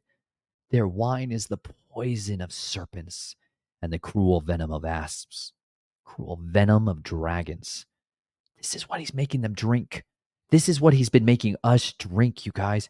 We have been forced to eat the doctrines of demons. We literally forced to sit down and read the doctrines of demons as school curriculum. We were forced to sit down, required by law, compulsory education laws that came in the 1850s and had their culmination into the early 1900s. They forced children to sit down and read the very books written by the sorcerers. I remember vividly in fourth grade when they required us to read Harry Potter in my school. I remember it vividly. And I remember even then, my mom had a freak out about it. She resisted that. There was some other parents did. And so we were allowed to have a different form of reading. But then within a couple of years, that was not allowed anymore. That you couldn't change and impact that, right? The ways of resisting, like he goes into here. Come on. I know I'm going to get to this. I'll get back to Deuteronomy, I promise. I'm going to have to read you guys this whole chapter because this book just does a great job at giving you the history. And if we're devoid of understanding, like he literally just said, if you don't have understanding, if you don't have wisdom, you're going to drink the venom of dragons. This is what's prophesied in Isaiah as well. He's like, this is literally what's going to happen to you guys. This is the doctrines of dragons that we've had to eat. We've had to literally sit down and write it out, recall it, like active spells. They're making you memorize spellcraft and witchcraft. They're making, whereas in the Torah, he's like, don't even suffer someone who's possessed with a familiar spirit to live, let alone go sit down and read their books. He's like, are you kidding? Like, this, if somebody was well trained in the scriptures, they would have never tolerated it. They would have never tolerated it. And this is why we have a duty to rebel against that agency of evil that's trying to force its hand into our families again. We have a duty to resist it. And by not doing it, it's because you lack discipline, you lack confidence and bravery and trust and faith in your creator. Otherwise, you continue to subject your children to eating literally the bread of death. Like Yeshua said, eat of me. I have the bread of life. He's like, whoever is hungry, come and eat of me. He literally is the Torah made flesh. If you ate of his word, if you drank of his word, you would live forever. You would never hunger or thirst again. But if you go and eat from these other tables, like if you go and cloak yourself with the garments of violence, if you go eat the wine, drink the wine of violence, you're going to come out and the fruitfulness is going to be poured out in you. He just mentions this when they were bringing some of those changes into scholastic doctrine and how parents used to react back then versus how parents now act when they started doing, changes, physical medical operations at schools. Listen to this, how people used to handle it. Stinking love this. I'm going to read the whole thing, but I had to read this point because it just made me so happy because I got to read Stiletto. People bringing knives to fight for their children's lives. Hallelujah. Pray for the days that parents do it again. Check this out. So they started one of Munster's favorite disciplines. Oh, let's just go here. This is on page 179. One of Munster's favorite disciples, Lillian Wald, became a powerful advocate of medical incursions into public schools. The famous progressive social reformer wrote in 1905, "It is difficult to place a limit upon the service which medical inspection should perform." Continuing, "Is it not logical to conclude that physical development should, so far as possible, be demanded?" 1 year later, immigrant public schools in Manhattan began performing tonsillectomies and adenoidectomies in school without notifying the parents. Can any of you think of any types of procedures that are being done similarly today? Permanent alterations of our children's genetics so that they're hybridizing our families forever. Listen to how parents reacted. New York Times reported in June 29, 1906, that frantic Italians, many armed with stilettos, that's double-edged knives, hallelujah, stormed 3 schools, attacking teachers and dragging children from the clutches of the true believers in whose hands they had fallen, thinking of the conscience which would ascribe to itself the right to operate on children at official discretion. And you will know beyond a doubt what a true believer smells like. Even a cursory study of the history of the school institution turns up true belief in rich abundance. In a famous book, The Proper Study of Mankind, in 1948, paid for by the Carnegie Corporation of New York and the Russell Sage Foundation, these are like the literal councils of the Rephaim. Every time these guys pop up, you should be like, ooh, it's the Rephaim. A society could be completely made over in something like 15 years. The time it takes to inculcate a new culture into a rising group of youngsters. Despite the spirit of profound violence hovering over such seemingly bloodless abstract formulas, this indeed the will of the wisp pursued throughout the 20th century into forced schooling. Not intellectual development, not character development, but the inculcation of a new synthetic culture into children, one designed to condition its subjects to a continual adjusting of their lives by unseen authorities. Oh. Adjusting of their lives by unseen authorities. How do you not think about all the demons? Because you were told that there's science. Science did away with all that stuff. You can trust us. You will obey us. How calculating, how cunning. Do you see how like Noah is literally standing there, generation and a half. There's like 2 generations after the flood. He's standing there, falling on his face before Yahuwah, desperately pleading because he's seeing his sons being led astray and killed off. And he's crying out for Yahuwah to intervene. This is what we need to be doing today. We have a duty to cry out as Moses cried out on behalf of the children of Israel in the wilderness, as Noah cried out on behalf of his sons, as literally the righteous priesthood has been crying out and interceding for thousands of years. We are to be exonerable. We're to be honorable before the nations by our absolute wisdom, understanding, and discernment.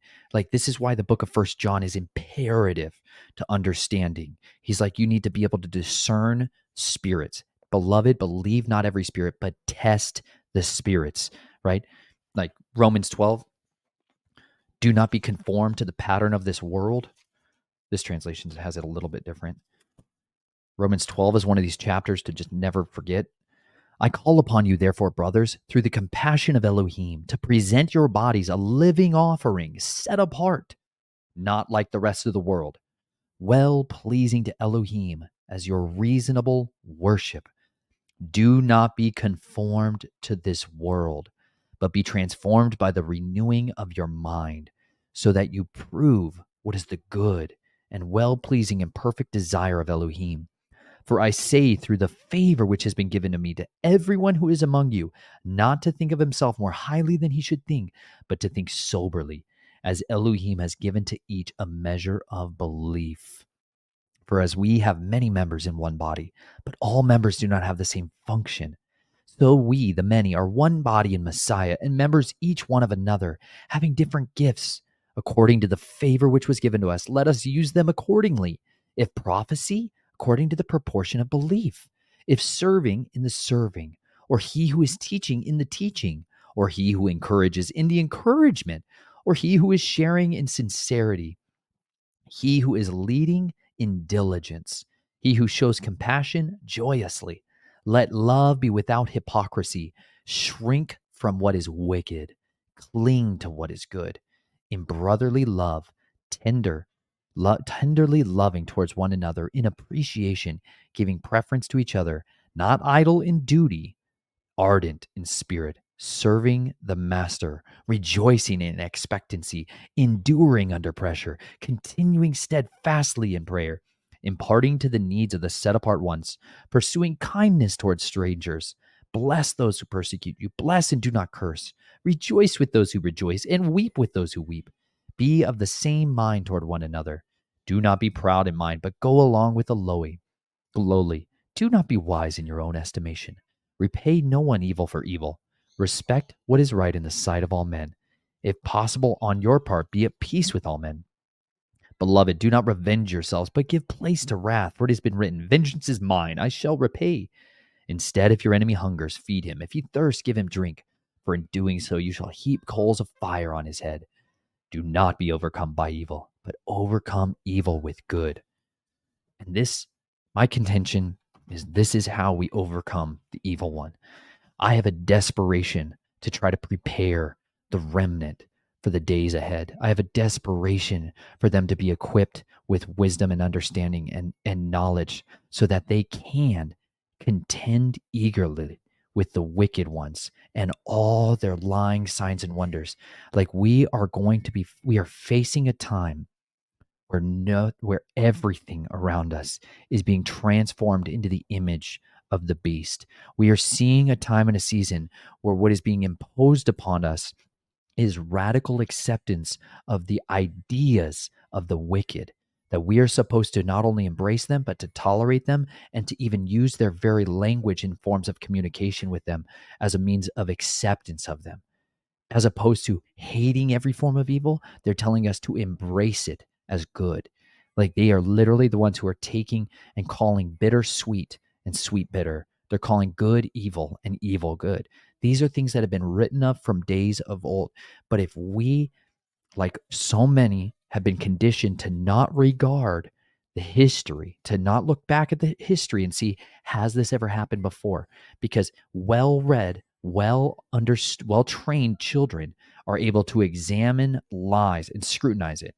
Like, they're able to call people out on it blatantly, boldly, because they have an understanding that this person is false, is full of falsehood. They're full of a discrepancy and hypocrisy. And it's, you know what? It's because they've been raised in a household where they were given the comparison and the contrast between the wicked and the good. You can pick up this book and you can use it to justify evil. You can pick up this book and use it to justify good. But you know what? There's a continuity of a message, a gospel message that starts in generation and ends in revelation. Like, I had a friend who was a missionary, raised a PK, like basically missionary kid in Tanzania. He was raised up by missionaries, like grew up and was born in Tanzania. So he's an African. And I remember him and I were working in this greenhouse in Florida together, volunteering. He was working. Brilliant man, super zealous for Yahuwah, loved the kingdom and was a passionate believer, right? And I remember him asking me to share with him the gospel. He was like, "Would you share with me the gospel?" This is like one of the practices that they do. It's like missionaries. You're like, "I want to hear how you tell the gospel." And I remember starting from Genesis and working my way through methodically the history of creation, the history of the fall, the history of the fallen ones at the Nephilim, the interjection of the seed war, and then going like working my way through Genesis, the story of Israel, working my way into the Exodus story in the time of Moses, the giving of the Torah, the giving of the instructions, like working my way through the doctrines of Balaam, like progressively working my way through the entirety of the scriptures. And it was like 45 minutes that I was giving him this, like the breakdown of Yahuwah's like destined goal to regather his people from the four corners of the earth, like the great exodus that happened in the days of Moses, and then contrasting it to the greater exodus that's going to happen again when Yahuwah gathers his people from the lands of the north, when literally they're not even going to talk about the days of Moses' exodus, because when Yahuwah gathers his people again from the four corners of the earth, it's going to be even greater event. It's greater than the exodus of old. Like I was explaining to him like all the way through this entire thing, and he was staring at me like, never have I heard the gospel that way. And that's because you're trained not to. Like even missionaries, when they go over to other countries, they don't start translating the Bible from Genesis and work their way through to Revelation. They might get Genesis done, but then they almost always jump to John. They jump to Matthew. They jump to the New Testament. And so people, as they're given the first text, and it's because of a zealousness to get the word to people who have never had the word in their language. It's a beautiful desire. I'm not trying to condemn anybody that's in the art, it works in the trade of translation as a form of reaching the nations. Beautiful, incredible calling. But when you neglect the Torah, literally, when you skip over Exodus, Numbers, Leviticus, and Deuteronomy, when you skip over these other ones, you're going to lack a foundation with which to build the house effectively so that they can understand, have wisdom and understanding, because these instructions were the guideline that everyone was able to build their foundation on. And if you don't give people that, they're not going to understand fully the true gospel. They can't receive the wonderful works that the Messiah did, because he makes reference to so many things from the Torah that if you're blind to it, you cannot understand these things and you lack wisdom in an area. And this is where the edge of your sword is blunted, is rolled over. And so these were discussions that I had with them, and I sincerely loved having those discussions with him. He asked me to give him a shorter, condensed version too, which I was able to do. But I'm not a short, condensed kind of communicator generally, as you guys know. I don't put out lots of YouTube shorts for a reason. I like to talk in depth and breadth. Anyways, I'm gonna read to you guys this chapter. I know it's a long episode. It's exciting. Hang in there. Some of you guys are just audio consumers. You're just driving a truck. Praise Yah for you. If you're over there in South Africa, I just want to say I love you in particular. I just really appreciate all of the arduous zealousness that you have in maintaining your convictions and biblicity. If you who are listening in Germany, hallelujah, praise Yah for you guys. I learned that it's absolutely illegal for them to homeschool their children over there. And what an absolute ardent, zealous difficulty that you have in trying to raise your children in the path of righteousness. And you have to send them there. Hey, there's this wonderful thing about fleeing when they persecute you in one country or one nation. Flee to another. Just something to consider, you guys. Seriously, I don't know why more parents don't just take off. They're like, my school says my son's being truant and he has to come back. I'd be like, you don't ever have to go back. Ever. It's like, just make a decision. Never go back. Never go back. You can do it, you guys. I'm going to read to you guys this chapter. It's fantastic. There's going to be some sections in there where you guys are like, it's going to seem academizy.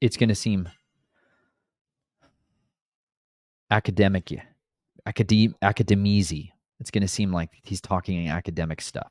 And some of you are going to zone out. Hang in there, because he's going to hit on the fact that, like, who are some of these agents? I love it. He finally picks up on some of the Freemasonic influence of the Chautauquas. This is a huge thing that changed people's paradigms and was very effective. How did they use textbooks to manipulate people? And how churches formed a business establishment. They abandoned biblicity to embrace business. This was catastrophically effective at eradicating people's faith, because ultimately, at the end of the day, the whole goal of schooling was to strip people of what they once held on to in Christianity and to have them embrace this form of scientific feudalism, like that they would embrace this progressive socialism. That was like the engineered goal from the beginning. All right, you guys ready? Let's jump in. All right, let us embark on a desire to grow in understanding. This is the monumental efforts put forth in The Underground History of the American Education, Chapter 5, True Believers and the Unspeakable Chautauqua. A very small group of young psychologists around the turn of the century were able to create and market a system for measuring human talent that has permeated American institutions of learning and influenced such fundamental social concepts as democracy, sanity, justice, welfare, reproductive rights, and economic progress. In creating, owning, and advertising this social technology, the testers created themselves as professionals. Joanne Brown, The Definition of a Profession, the Authority of Metaphor in the History of Intelligence.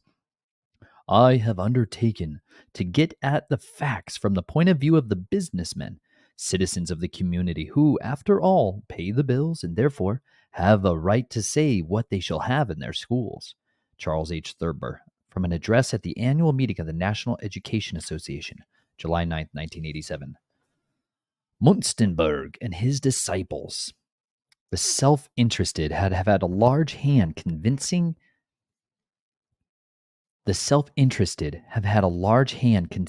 and executing 20th century schooling. Yet once that's said, self-interest isn't enough to explain the zeal in confining other people's children in rooms locked away from the world. The infernal zeal which, like a toadstool, keeps forcing its way to the surface in this business. Among millions of normal human beings professionally associated with the school adventure, a small band of true believers has been loose from the beginning. Brothers and sisters whose eyes gleam in the dark, whose heartbeat quickens at the prospect of acting as change agents for a purpose beyond self-interest. For true believers, children are test animals.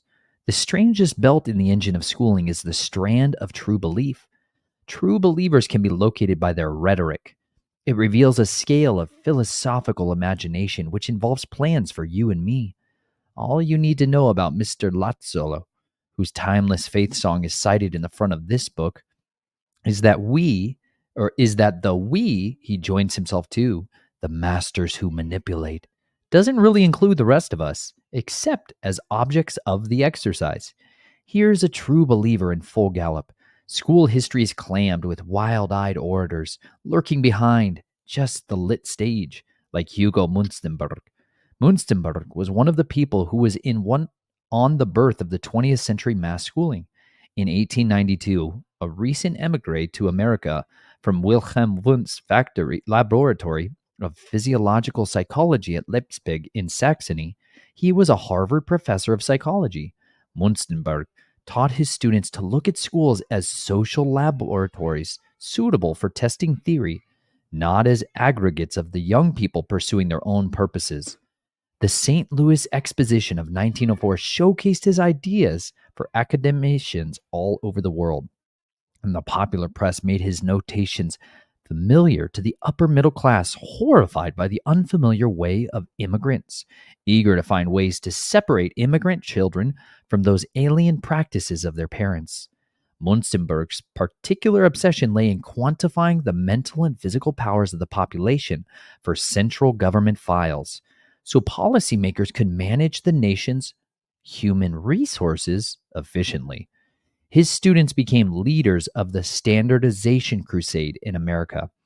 Munstenberg was convinced that racial differences could be reduced to numbers. Equally convinced, it was his sacred duty to the Aryan race to do so. Aryanism crackled like static electricity across the surface of American university life in these days, its implications part of every corporate board game and government bureau initiative. One of Munstenberg's favorite disciples, Lillian Wald, became a powerful advocate of medical incursion into public schools. The famous progressive social reformer wrote in 1905, "It's difficult to place a limit upon the service which medical inspection should perform. It's not logical to conclude that physical development should, so far as possible, be demanded." 1 year later, Immigrant public schools in Manhattan began performing tonsillectomies and adenoidectomies in school without notifying the parents. The New York Times reported that frantic Italians, many armed with stilettos, stormed three schools, attacking teachers and dragging children from the clutches of the true believers into whose hands they'd fallen. Think of the conscience, which would ascribe to itself the right to operate on children at official discretion, and you will know beyond a doubt what a true believer smells like. Even a cursory study of the history of the school institution turns up true belief in rich abundance. In a famous book, The Proper Study of Mankind, paid for by the Carnegie Corporation of New York and the Russell Sage Foundation, the favorite principle of true believers since Plato makes an appearance. A society could be completely made over in something like 15 years, the time it takes to inculcate a new culture into a rising group of youngsters. Despite the spirit of profound violence hovering over such seemingly bloodless, abstract formulas, this indeed the will of the wisp pursued throughout the 20th century in forced schooling. Not intellectual development nor character development, but the inculcation of a new synthetic culture in children, one designed to condition its subjects to a continual adjusting of their life by unseen forces. It's true that numerically only a small fraction of those who direct institutional schooling are actively aware of its ideological bent. But we need to see that without consistent generalship from that knowledgeable group in guiding things, the evolution of schooling would long ago have lost its coherence, degenerating into battles between the swarms of economic and political interests fighting over the treasure house that hermetic pedagogy represents. One of the hardest things to understand is that true believers, dedicated ideologues, are useful to all interests in the school stew by providing a saltatory continuity to the enterprise. Because of the predictable greed embedded in this culture, some overarching guardian vision, one indifferent to material gain, seems necessary to prevent marketplace chaos. True believers referee the school game, establishing its goals, rules, penalties. They negotiate and compromise with other stakeholders. And strangely enough, above all else, they can be trusted to continue their predictable, dedicated, selfless selves. Pragmatic stakeholders need them to keep the game alive. True believers need pragmatists as cover. Consider this impossibly melodramatic if you must. I know myself that parts of my story sound like leaves torn from ragtime.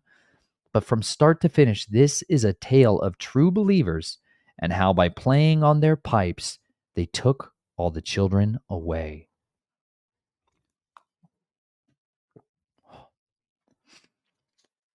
The prototype is a school teacher. One dependable signal of a true believer's presence is a passion for everyone's children. Find nonstop abstract interest in the collective noun children, the kind of love Pestalozzi or Froebel had, and you've flushed the priesthood from its lair. Eric Hoffer tells us the prototype true believer is a school teacher. Mao was a school teacher, so was Mussolini, so were many other prominent warlike leaders of our time, including Lyndon Johnson. In Hoffer's characterization, the true believer is identified by inner fire, a burning conviction we have a holy duty to others. Lack of humor is one touchstone of true belief. The expression true believer is from a 5th century book, The City of God, occurring in passages where St. Augustine urges holy men and women to abandon fear and embrace their sacred work fervently. True belief is a psychological frame you'll find useful to explain individuals who relentlessly pursue a cause indifferent to personal discomfort and indifferent to the discomfort of others. All of us show a tiny element of true belief in our makeup, usually just enough to recognize the lunatic gleam in the eye of some pure zealot when we meet them face to face. But in an age which distances us from hand to hand encounters with authority, removing us electronically, bureaucratically, and institutionally, the truly fanatical among us have granted the luxury of full anonymity. We have to judge their presence by the fallout. Horace Mann exemplifies the type. From start to finish, he had a mission. He spoke passionately at all times. He wrote notes to himself about breaking the bond of association among working men. In a commencement harangue at Antioch College in 1859, he said, "Be ashamed to die until you have won some victory for humanity." A few cynical snipes at the man for lying about his imaginary school tour of Prussia which led to the adoption of Prussian schooling methodologies in America. But those cynics miss the point. For the great ones, the goal is everything. The ends justifies any means. Man lived and died a social crusader. His second wife, Mary Peabody, paid him this posthumous tribute. He was all afire with purpose. Al Shanker, longtime president of the American Federation of Teachers, said in one of his last Sunday advertisements in the New York Times before his death, "Public schools do not exist to please Johnny's parents. They do not even exist to ensure that Johnny will one day earn a good living at a job he likes." No other energy but true belief can explain what Shanker might have had in mind. Teachers, colleague maintains the planet. A beautiful example of true belief in action crossed my desk recently from an alumni magazine of my alma mater, Columbia University. Written by the director of Columbia's Institute for Learning Technologies, a bureau at Teachers College. This mailing informed graduates that the Education Division now regarded itself as bound by a contract with posterity. Something in the tone warned me against dismissing this as customary institutional gas. Seconds later, I learned with some shock that Teachers College felt obligated to take a commanding role in maintaining the planet. The next extension of this strange idea was even more pointed. Teachers College now interpreted its mandate, I was told, as one compelling it to distribute itself all over the world and to teach every day, 24 hours a day.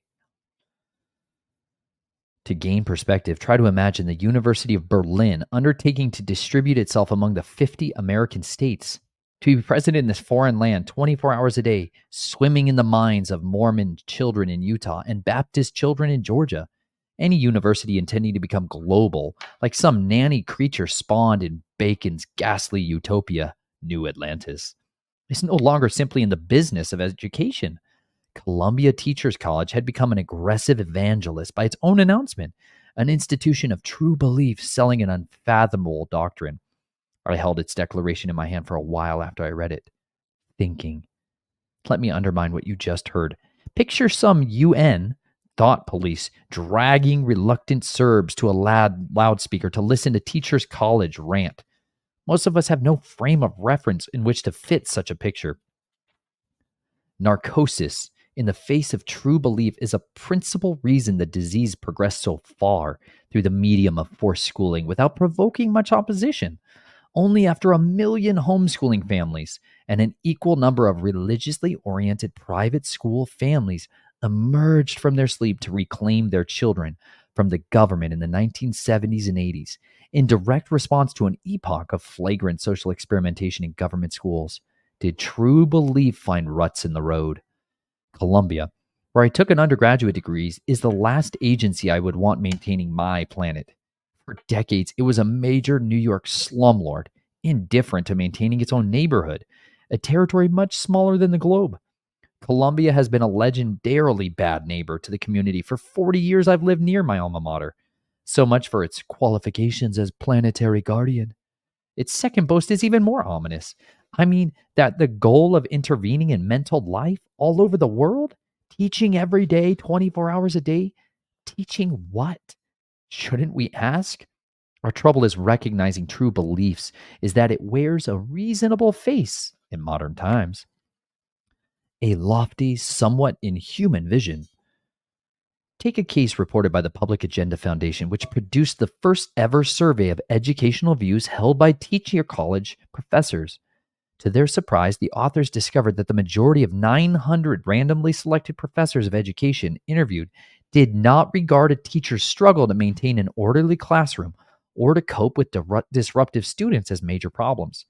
The education faculty was generally unwilling to attend to these matters seriously in their work, believing that widespread alarm among parents, stemming from worry that graduates couldn't spell, couldn't count accurately, couldn't sustain attention, couldn't write grammatically or at all, was only caused by views of life outmoded and mistaken. While 92% of the public thinks basic reading, writing, math competency is absolutely essential, according to an earlier study by Public Agenda, education professors did not agree. In the matter of mental arithmetic, with a large majority of ordinary people, including some school teachers, consider very important. About 60% of education professors think cheap calculators make that goal obsolete. The word passion appears more than once in the report from which this data is drawn. In the following passage, quote, education professors speak with passionate idealism about their own, sometimes lofty vision of education and the mission of teacher education programs. The passion translates into ambitious and highly involved expectations for future teachers, expectations that often differ drastically from those of parents and teachers now in the classroom. The soul of a teacher is what should be passed on from teacher to teacher, a Boston professor said with some intensity. You have to have that soul to be a good teacher. It's not my intention at this moment to recruit you to one or the other side of this debate, but only to hold you back by the neck of, as Uncle Bud, who you'll meet up ahead, once held mine, and point out that this vehicle has no brake pedal. Ordinary parents and students have no way to escape this passion. Twist and turn as they might, they will be subject to any erotic curiosity inspired by love arouses. In the harem of true belief, there is scant reference for the Sultan's lusty gaze. Rainforest algebra. In the summer of 1997, a Democratic senator stood on the floor of Senate denouncing the spread of what he called wacko algebra, one wildly distributed math text referred to in which the speech did not ask a question requiring algebraic knowledge until page 107. What replaced the boredom of symbolic calculation were discussions of the roles of zoos in community life, or excursions to visiting the Dagon tribe of West Africa. Whatever your own personal attitude towards rainforest algebra, as it was snidely labeled, you would be hard pressed to not admit one thing: its problems are almost computation free. Whether you find the mathematical side of social issues relevant or not is in question. Your attention should be fixed on the existence of minds nominally in charge of number of enlightenment for your children, which consider a private agenda more important than numbers. 1 week last spring, the entire math homework in fifth grade at middle class PS 87 on the Upper West Side of Manhattan consisted of two questions. The first question: historians estimate that when Columbus landed on what is now the island of Haiti, there were 250,000 people living there. In 2 years, this number dropped to 125,000. What fraction of the people who had been living in Haiti when Columbus arrived remained? Why do you think the Arawaks died? Question 2. In 1515, there were only 50,000 Arawaks left alive. In the 1550, there were 500. If the same number of people died each year, approximately how many people would have died each year? In 1550, what percentage of the original population was left alive? How do you feel about this? Tom Lovelace, a professor of the Kennedy School of Government at Harvard, has no doubt that National Council of Teachers of Mathematics standards have deliberately de-emphasized math skills, and he knows precisely how it was done. But like other vigorous dissenters who have tried to arrest the elimination of critical intellect in children, he adduces no motive for the awesome project which was worked so well up until now. Lovelace believes that the real reform project has begun, writing standards that declare the mathematics children will learn. He may be right, but I am not so sanguine. Elsewhere, there are clues which should check premature optimism. In 1989, according to Lovelace, a group of experts in the field of math education launched a campaign to change the content and teaching of mathematics. This new math created state and district policies which tend to present math reform as religion and identify as sinful behaviors: teacher delivered instruction, individual student desk work, papers corrected for error. Teachers are ordered to keep an elaborate diary on each child's mathematical disposition. Specific skills de-emphasized are learning to use fractions, decimals, percentage, integers, addition, subtraction, multiplication, division. All have given way to working with manipulatives like beans and counting sticks, much as the Arawaks themselves would have done, and with calculators. Parents worry themselves sick when fifth graders can't multiply 7 times 5 without hunting for beans and sticks. Students who learn the facts of math deep down in the bones, says Lovelace, gain a sense of number unfathomable to those who don't know them. The questions critics should ask: has nothing to do with computation or reading ability and everything to do with this. How does a fellow human being come to regard ordinary people, children, as experimental animals? What impulse triggers the pornographic urge to deprive kids of volition to fiddle with their lives? It is vital that you consider this, or you will certainly fall victim to appeals that you look at the worthlessness of the outcomes sought and ignoring the methods. The appeal to pragmatism urges a repudiation of principle, sometimes even on the grounds that modern physics, quote, proves there's no objective reality. Whether children are better off or not being spared the effort of thinking algebraically may well be a question worth debating. But if so, the burden of proof rests on the challenger. Short circuiting the right to choice is a rapist tactic or a seducer's. If behind a masquerade of number study, some unseen engineer infiltrates the inner layers of a kid's consciousness, the type of subliminal influence exerted in rainforest algebra, tinkering with the way a child sees the larger world, then in a literal sense, the purpose of operation is to dehumanize the experimental subject by forcing him or her into a predetermined consensus. Godless, but not irreligious. True believers are only one component of American schooling. As a faction, probably a small one, but they constitute a tail that wags the dog because they possess a blueprint that access to policy machinery, while most of the rest of us do not. The true believers we call great educators: Kamensky, Mather, Pestalozzi, Froebel, Mann, Dewey, Sears, Cubberley, Thorndike, etc. Were ideologues looking for a religion to replace the one they never had or lost faith in. As an abstract type, men like this have been analyzed by some of the finest minds in the history of modern thought: Machiavelli, Tocqueville, Renan, William James, to name a few. But the clearest profile of the type that was set down by Erich Hofer, a one-time migrant farm worker who didn't learn to read until he was 15 years old. In The True Believer, a luminous modern classic, Hofer tells us, though ours is a godless age, it is the very opposite of irreligious. The true believer is everywhere on the march, shaping the world in his own image. Whether we line up with him or against him, it is well we should know all we can concerning his nature and potentialities. It looks to me as if the energy to run this train was released in America from the stricken body of New England Calvinism when its theocracy collapsed from indifference, ambition, and hostility of its own children.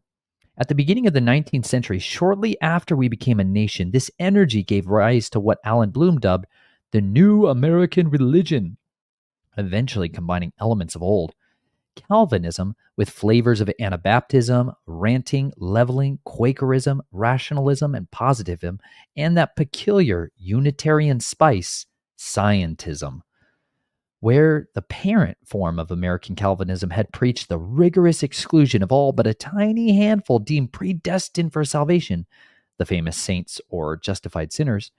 The descendant faith, beginning about the time of the Great Awakening of the 1740s, demanded universal inclusion, recruitment of everyone into a universal Unitarian salvation, whether they would be so recruited or not.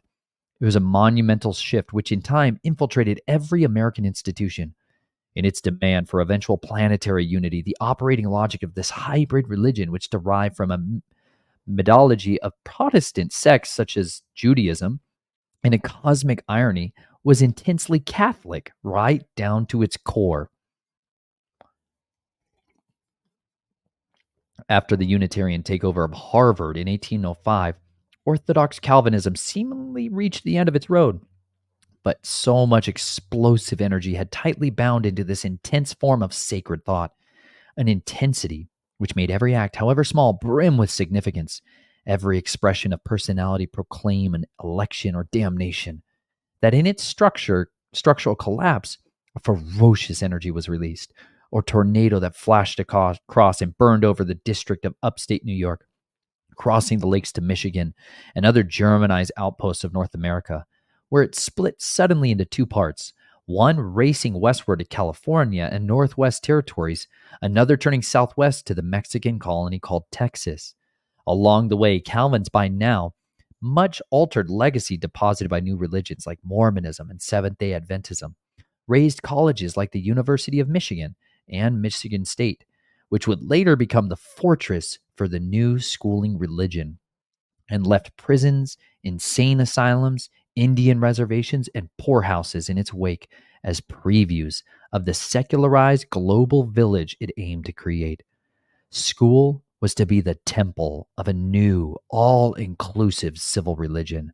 Calvinism had stumbled finally from being too self contained. This new American form, learning from Calvinism's failure, aspired to become a multicultural supersystem, world girdling in fullness of time. Our recent military invasions of Haiti, Panama, Iraq, the Balkans, and Afghanistan, redolent of the palmy days of the British Empire, cannot be understood from the superficial justifications offered. Yet, with an eye to Calvin's legacy, even foreign policy yields to some of its secret springs. Calvinist origins armed school thinkers from the start with a utilitarian contempt for the notion of free will. Brain control experiments being explored in the psychophysical labs of northern Germany in the last quarter of the 19th century attracted rich young men from the thousands of prominent American families. Such mind science seemed to promise that tailor made technologies could emerge to shape and control thought. Technologies which had never existed before. Children, the new psychology suggested, could be emptied, denatured, and then reconstructed to more accommodating designs. H.G. Wells' Island of Dr. Moreau was an extrapolation fable based on common university inspired drawing room conversations of the day. David Hume's empirical philosophy, working together with John Locke's empiricism, had prepared the way for social thinkers to see children as blank slates, an opinion predominant among influentials long before the Civil War and implicit in Machiavelli, Bowden, and Bacon's. German psychophysics and physiological psychology seemed a wonderful manufactory of the tools a good politician, a good political surgeon needed to remake the modern world. Methods for modifying society and all its inhabitants began to crystallize from the insights of the laboratory. A good living could be made by saying it was so, even if it wasn't true. When we examine the new American teacher college movement at the turn of the century, we discover a resurrection of the methodology of the Prussian philosopher Herbert well underway. Although Hebert had been dead a long time by then, he had the right message for the new age. According to Hebert, children should be cut to fit. An insider's insider. A bountiful source of clues to what tensions were actually at work back then can be found in Elwood P. Cumberley's celebratory history, Public Education in the United States, 1919. The standard in-house reference for official school legends until revisionist writings appeared in the 1960s. Cumberley was an insider's insider in a unique position to know things neither the public nor the press could know. Although Cumberley always is circumspect and deliberately vague, he cannot help revealing more than he wants to. For example, the reluctance of the country to accept its new yoke of compulsion is caught briefly in this flat statement on page 564 of the 1934 revision.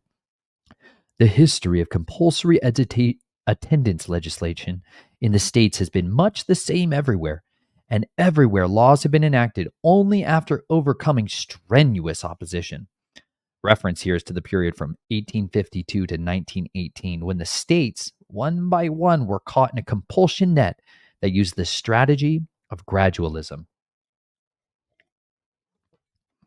At first, the laws were optional.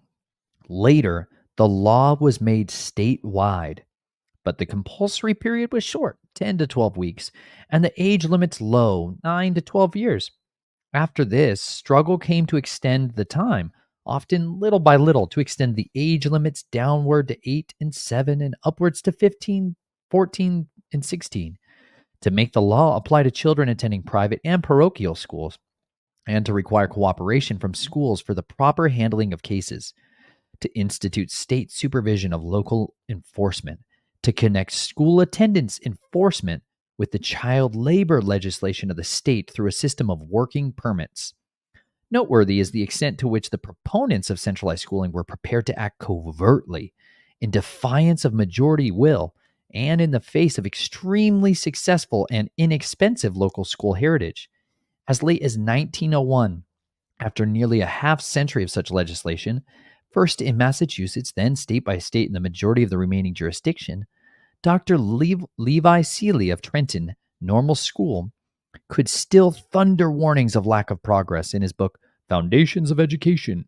He writes, while no law on the statute books of Prussia is more thoroughly carried out than compulsory attendance, he laments that in 1890, out of 5.3 million Prussian children, only 645 slipped out of the truant officer's net, but that our own school attendance legislation is nothing more than dead letter laws. We have been attempting compulsory education for a whole generation and cannot be said to have made much progress. Let us cease to require only 20 weeks of schooling, 12 of which shall be consecutive, thus plainly hinting that we are not serious in the matter. Seeley's frustrations clouded his judgment. Somebody was most certainly serious about mass confinement schooling to stay at it so relentlessly and expensively in the face of massive public repudiation of the scheme. Compulsion schooling. The center of the scheme was Massachusetts, the closest thing to a theocracy to have emerged in America. The list below is a telling record of the long gap between Massachusetts' compulsory law of 1852 and similar legislation adopted by the next set of states. Instructive also is the chronology and the place by the District of Columbia, the seat of federal government. 1852, Massachusetts. 1865, the District of Columbia. 1867, Vermont. 1871, New Hampshire. 1872, Connecticut, New Mexico Territory. 1873, Nevada. 1874, New York, Kansas, California. 1875, Maine and New Jersey. 1876, Wyoming Territory. 1877, Ohio, Washington Territory. 1879, Wisconsin. 1883, Rhode Island, Illinois, Dakota Territory, and Montana Territory. 6 other Western states and territories were added by 1890. Finally, in 1918, 66 years after the Massachusetts forced legislation, the 48th state, Mississippi, enacted a compulsory school attendance law. Keep in mind Cubberley's words. Everywhere there was strenuous opposition. Demoralizing the school procedure. A strange thing happened as more and more children were drawn into the net. A crisis of an unexpected sort. At first, those primitive one-room and two-room compulsion schools, even the large new secondary schools like Philadelphia's Central High, poured out large numbers of trained, disciplined intellects. Government school teachers in those early days chose overwhelmingly to emulate standards of private academics, and to a remarkable degree, they succeeded in unwittingly sabotaging the hierarchical plan being moved online. Without a carefully trained administrative staff, and most American schools had no administrators, it proved impossible to impose the dumbing down process promised by the German prototype. In addition, right through the 1920s, a skilled apprenticeship alternative was active in the United States. Traditional training that still honored our national mythology of success. Ironically, the first crisis provoked by the new school institution was taking its rhetorical mandate too seriously. From it poured an abundance of intellectually trained minds at exactly the moment when the national economy of independent livelihoods and democratic workplaces was giving way to professionally managed, account-driven hierarchical corporations which need no such people. The typical graduate of a one-room school, which represented a force antithetical to logic of corporate life, a cohort inclined to judge leadership on its merits, one reluctant to confer authority on mere titles. Immediate action was called for. Cubberley's celebratory history doesn't examine motives, but does uneasily record forceful steps taken just inside the new century to nip the career of intellectual schooling for the masses in the bud, replacing it with a different goal, the foraging of, quote, well-adjusted citizens.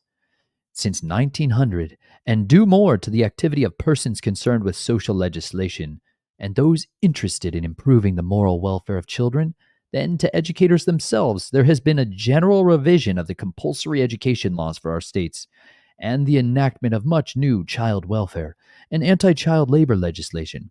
These laws have brought into the schools not only the truant and the incorrigible, who under former conditions either left early or were expelled, but also many children who have no aptitude for book learning, and many children of inferior mental qualities who do not profit by ordinary classroom procedures. Our schools have come to contain many children who become a nuisance in the school and tend to demoralize school procedure. We're not going to get much closer to running face to face into the true believers and the self interested parties who imposed forced schooling than in Cumberley's mysterious persons connected with social legislation. At about the time Cumberley refers to, Walter Jessup, the president of the University of Iowa, was publicly complaining, "Now America demands we educate the whole. It is much more difficult problem to teach all children than to teach those who want to learn." Common sense shouldn't tell you it isn't difficult to teach children who don't want to learn. It's impossible. Common sense should tell you America was demanding nothing of the sort. But somebody most certainly was insisting on universal indoctrination and class subordination. The forced attendance of children who want to be elsewhere, learning in a different way, meant the short, happy career of academic public schooling was deliberately foreclosed with democracy as the excuse. The new inclusive pedagogy effectively doomed the bulk of American children. Why should you take away from this the deliberate introduction of children who demoralize school procedure?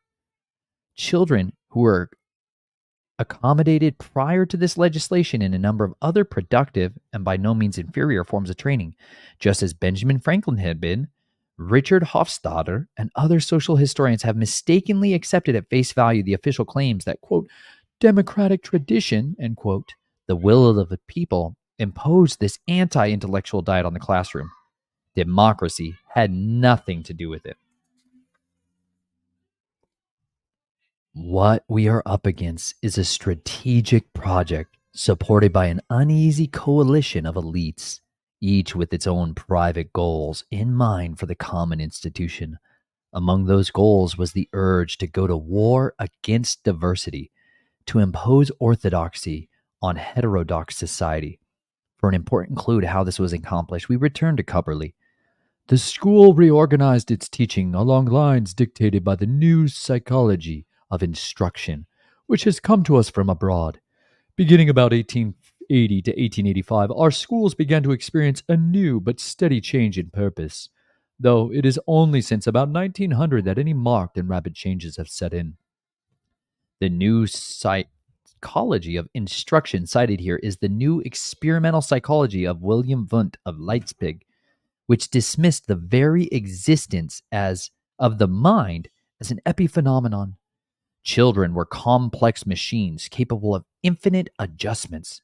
Here was the beginning of what the new and unexpected genus of schooling, which Balin said troubled well disposed, high minded people, and which elevated a new class of technocrat like Cubberley and Dooley to national prominence. The intention to sell schooling as a substitute for faith is caught clearly in Cubberley's observation.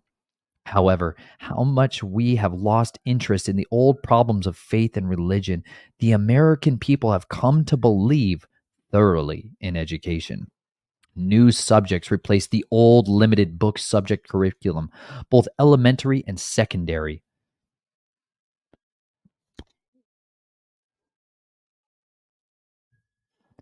This was done despite the objections of many teachers and citizens and much ridicule from the public press. Many spoke sneeringly of the new subjects. Cumberley provides an accurate account of the prospective new city on the hill for which public education was to be prelude, a city which rose hurriedly after the failed populist revolt of 1896 frightened industrial leaders. I've selected 6 expert excerpts from Cumberley's celebrated history which allow you to see, through the insider's eye, the game that was afoot a century ago. U.S. school training was being fitted for its German uniform. All emphasis in this list is my own.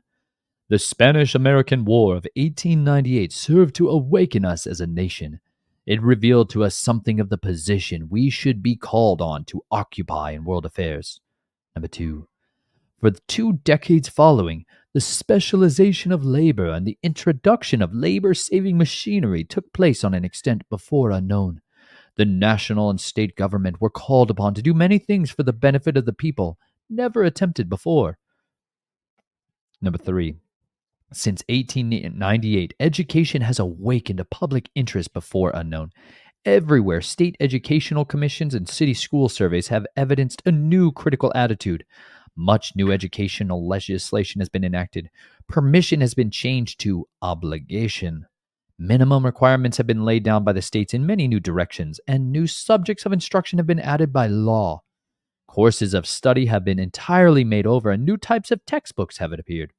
A complete new system of industrial education, national in scope, has been developed. Number 4.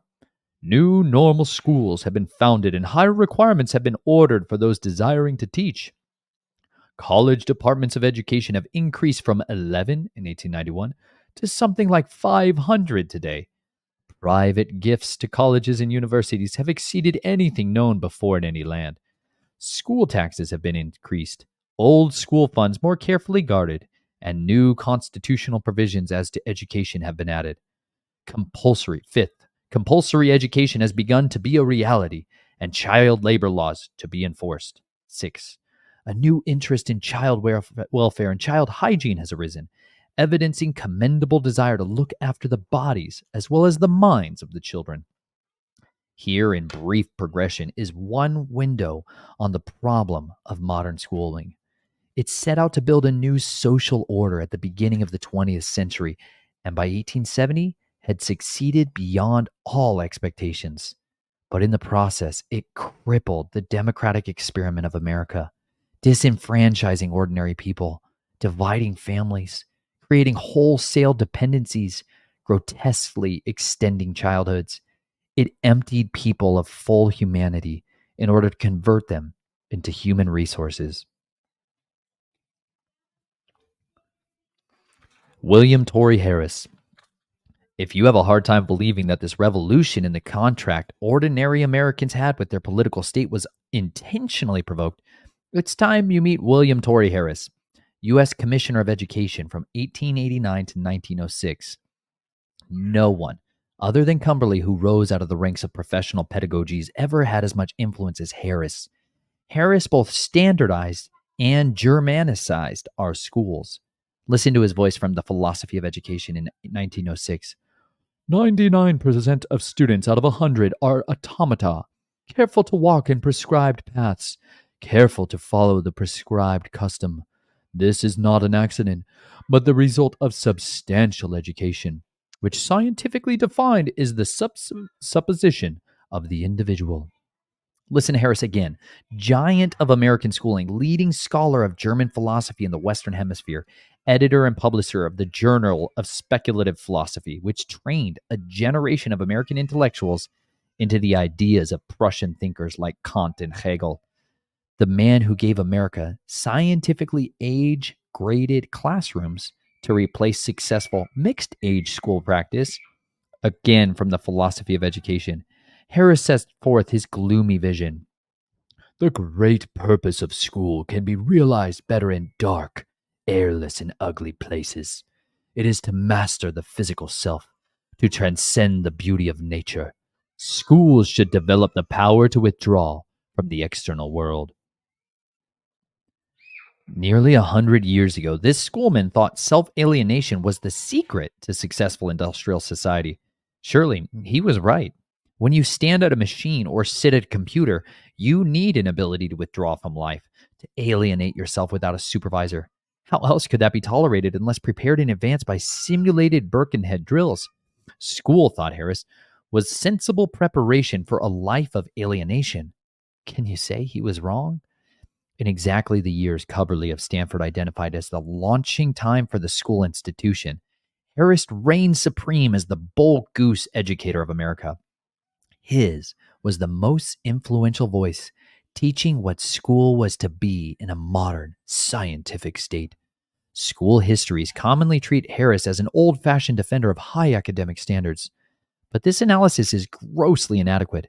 Stemming from his philosophical alignment with Hegel, Harris believed that children were property and that the state had a compelling interest in disposing of them as it pleased. Some would receive intellectual training, most would not. Any distinction that can be made between Harris and later weak curriculum advocates, those interested in stupefaction for everybody, is far less important than substantial agreement in both camps that parents or local tradition could no longer determine the child's individual future. Unlike any official schoolman until Connaught, Harris had social access to important salons of power in the United States. Over his long career, he furnished inspiration to the ongoing obsessions of Andrew Carnegie, the steel man who first nourished the conceit of yoking our entire economy to cradle to grave schooling. If you can find copies of The Empire of Business in 1902 and The Triumphant Democracy in 1886, you will find remarkable congruence between the world Carnegie urged and the one our society has achieved. Carnegie's gospel of wealth idea took his peers by storm at the very moment that the Great School Transformation began. The idea that the wealthy owed society a duty to take over everything in the public interest was an uncanny echo of Carnegie's experience as a boy watching the elite establishment of Britain and the teaching of its state religion. It would require perverse blindness not to acknowledge a connection between the Carnegie blueprint, hammered into shape in the Greenwich Village salon of Mrs. Botha after the Civil War, and the explosive developments which restored the Anglican worldview to our schools. Of course, every upper class in history has specified what can be known. The defining characteristics of class control is an establishment of a grammar and vocabulary for ordinary people and for subordinate elites, too. If the rest of us uncritically accept certain official concepts such as globalization, then we have unwittingly committed ourselves to a whole intricate narrative of society's future. 2. A narrative which inevitably drags an irresistible curriculum in its wake. Since Aristotle, thinkers have understood that work is the vital theater of self-knowledge. Schooling, in concert with controlled workplace, is the most effective way to foreclose the development of imagination ever devised. Where did these radical doctrines of true belief come from? Who spread them? We get at least part of the answer from the tantalizing clue Walt Whitman left when he said, "Only Hegel is fit for America." Hegel was the protean Prussian philosopher capable of shaping Karl Marx on one hand and J.P. Morgan on the other. The man who taught a generation of prominent Americans that history itself could be controlled by the deliberate provoking of crisis. Hegel was sold to America in large measure by William Torrey Harris, who made Hegelianism his lifelong project and forced schooling its principal instrument in its role as an unrivaled agent provocateur. Harris was inspired by the notion that correctly managed mass schooling would result in a population so dependent on leaders that schism and revolution would be things of the past. If a world state could be cobbled together by Hegelian tactical manipulation and such a school plan imposed upon it, history itself would stop. No more wars, no civil disputes, just people waiting around pleasantly like the Eloi in Wells' The Time Machine, waiting for teacher to tell them what to do. The psychological tool was alienation. The trick was to alienate children from themselves so they couldn't turn inside for strength, to alienate them from their families, religions, culture, etc., so that no countervailing force could intervene. Carnegie used his own considerable influence to keep his expatriate New England Hegelian, the U.S. Commissioner of Education, for 16 years, long enough to set the stage for an era of scientific management, or Fordism, as the Soviets called it, in American schooling, long enough to bring about the rise of the multi-layered school bureaucracy. But it would be a huge mistake to regard Harris and the other true believers as merely tools of the business interests. What they were about was the creation of a modern living faith to replace the Christian one which had died for them. It was their good fortune to live at precisely the moment when the dreamers of the empire of business, to use Empire Carnegie's label, for an Anglo American world state, were beginning to consider worldwide schooling as the most direct route to that destination. Both movements to centralize the economy and to centralize the schooling were aided immeasurably by the rapid disintegration of the old line Protestant churches and the rise from their pious ashes of the social gospel ideology, aggressively underwritten by important industrialists who, who intertwined church and tightly with the standards of business, entertainment, and government. Both movements to centralize the economy and to centralize schooling were aided immeasurably by the rapid disintegration of old line Protestant churches and the rise from their pious ashes of the social gospel ideology, aggressively underwritten by important industrialists who intertwined church-going tightly with the standards of business and entertainment and government. The experience of religion came to mean, in the words of Reverend Earl Moon, the best social programs money can buy. A clear statement of that belief that social justice and salvation were to be had through skillful consumption. Shaler Matthews, the dean of Chicago's School of Divinity, editor of Biblical World, president of the Federal Council of Churches, wrote his influential Scientific Management in the Churches, 1912, to convince American Protestants that they should sacrifice independence and autonomy and adopt the strategy and structure of corporations. If this seems to make the church something of a business establishment, it is precisely what should be the case. If Americans listened to the corporate message, Matthews told them, they would feel anew the spell of Jesus. In the decade before World War I, a consortium of private foundations drawing on industrial wealth began slowly working towards a long-range goal of lifelong schooling and thoroughly rationalized global economy and society. Cardinal principles. Frances Fitzgerald, in her superb study of American textbooks, America Revised, notes that school books are superficial and mindless, that they deliberately leave out important ideas, that they refuse to deal with the conflict. But then she admits to bewilderment. What could the plan be behind such texts? Is the composition of these books accidental or deliberate? Sidestepping an answer to her own question, Fitzgerald traces the changeover to a pair of influential NEA reports published in 1911 and 1918, which reversed the scholarly determinations of the Blue Ribbon Committee of 10 report of 1893. That committee laid down a rigorous academic program for all schools and for all children, giving particular emphasis to history. It asserted, the purpose of all education is to train the mind. The NEA reports of 1911 and 1918 denote a conscious abandonment of this intellectual imperative and substitution of some very different guiding principles. These statements savagely attack the bookish curricula, which are responsible for leading tens of thousands of boys and girls away from pursuits for which they are adapted, toward pursuits for which they are not, like independent businesses, invention, white-collar work, or the professions. Books given children false ideals of culture. These reports urge the same kind of drills which lay out the core of Prussian commoner schools. An interim report of 1970 also proposes that the emphasis be shifted away from history to something safer called social studies. The thrust was away from any careful consideration of the past so that attention might be focused on the future. The 1918 NEA report, Cardinal Principles of Secondary Education, for all its maddening banality, was to prove over time one of the most influential education documents of the 20th century.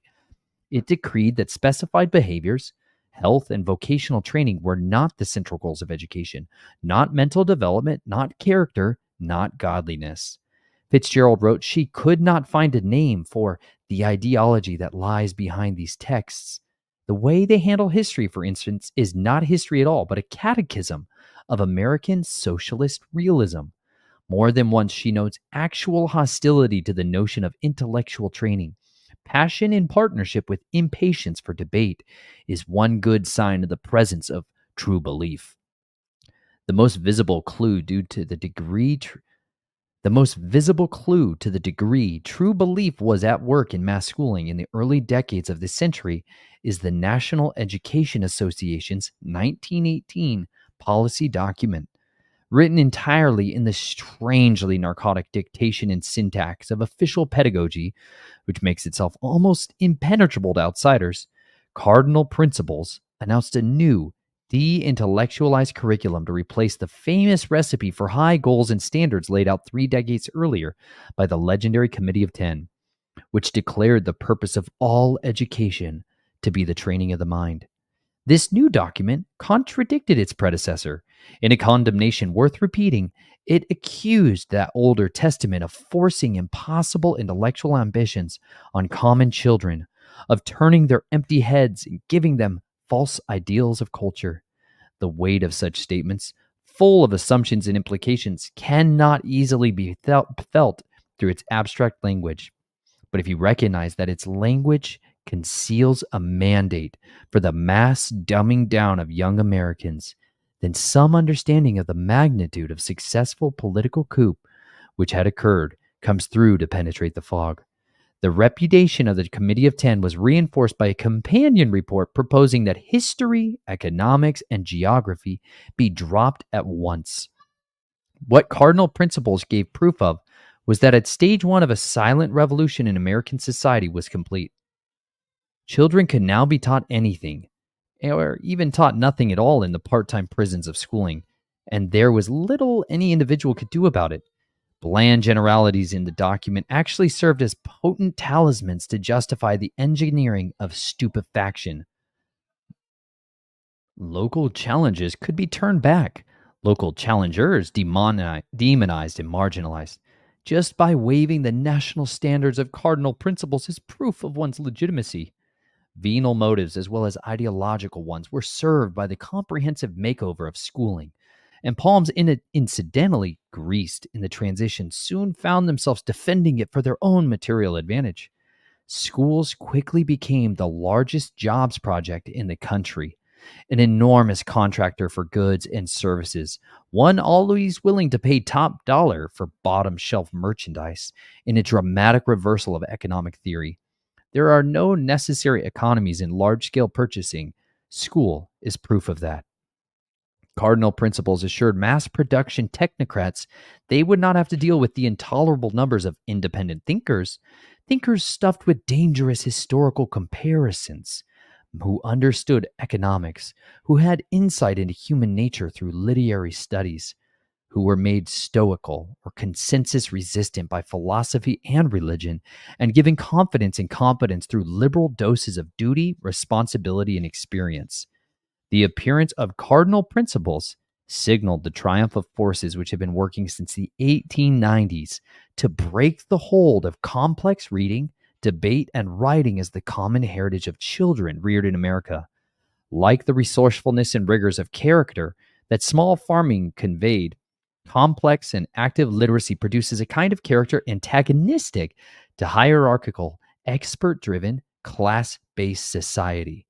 As the nature of American society was moved deliberately in this direction, forges upon which a different kind of American had been hammered were eliminated.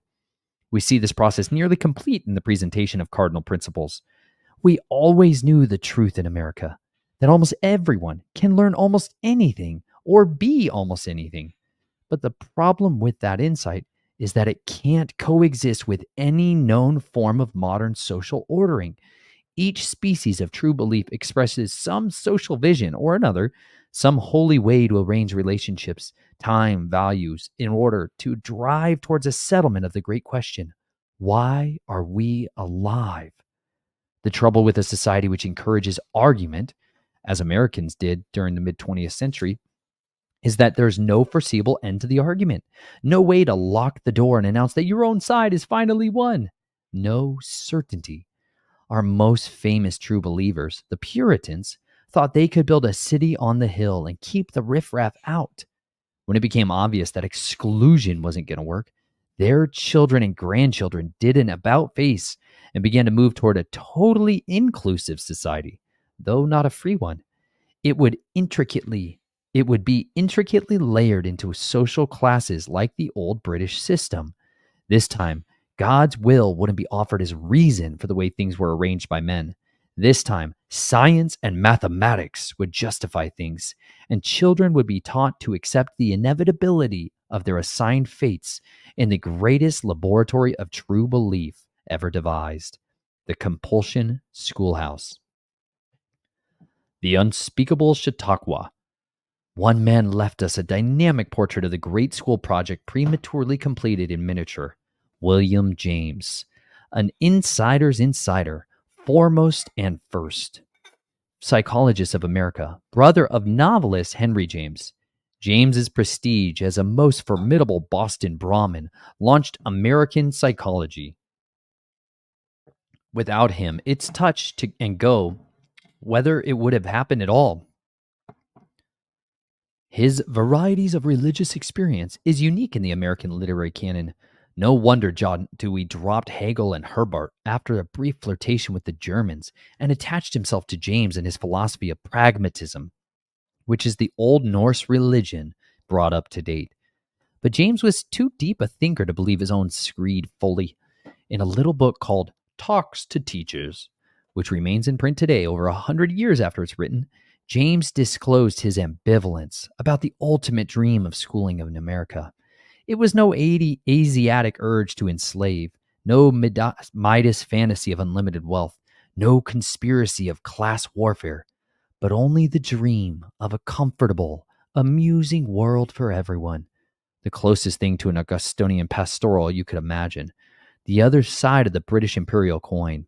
England's William Morris and John Ruskin, and perhaps Thomas Carlyle were the literary godfathers of this dream society to come, a society already realized in a few cloistered spots on Earth, on certain great English estates, and at the mother center of the Chautauqua movement in Western New York. In 1899, James spoke to an idealistic new brigade of teachers recruited by Harvard, men and women, meant to inspirit the new institution then rising swiftly from the ashes of the older neighborhood schools. Private schools, church schools, and home schools. He spoke to the teachers of the dream that the entire planet could be transformed into a vast Chautauqua. Before you hear what he had to say, you need to know a little bit about Chautauqua. On August 10th, 1878, John H. Vinson announced his plan for the formation of a study group to undertake a 4-year program of guided reading for ordinary citizens. The Chautauqua Literacy and Scientific Circle signed up 200 people its first hour, 840 by the year's end. 10 years later, enrollment had grown to 100,000. At least that many more had completed 4 years or fallen out after trying.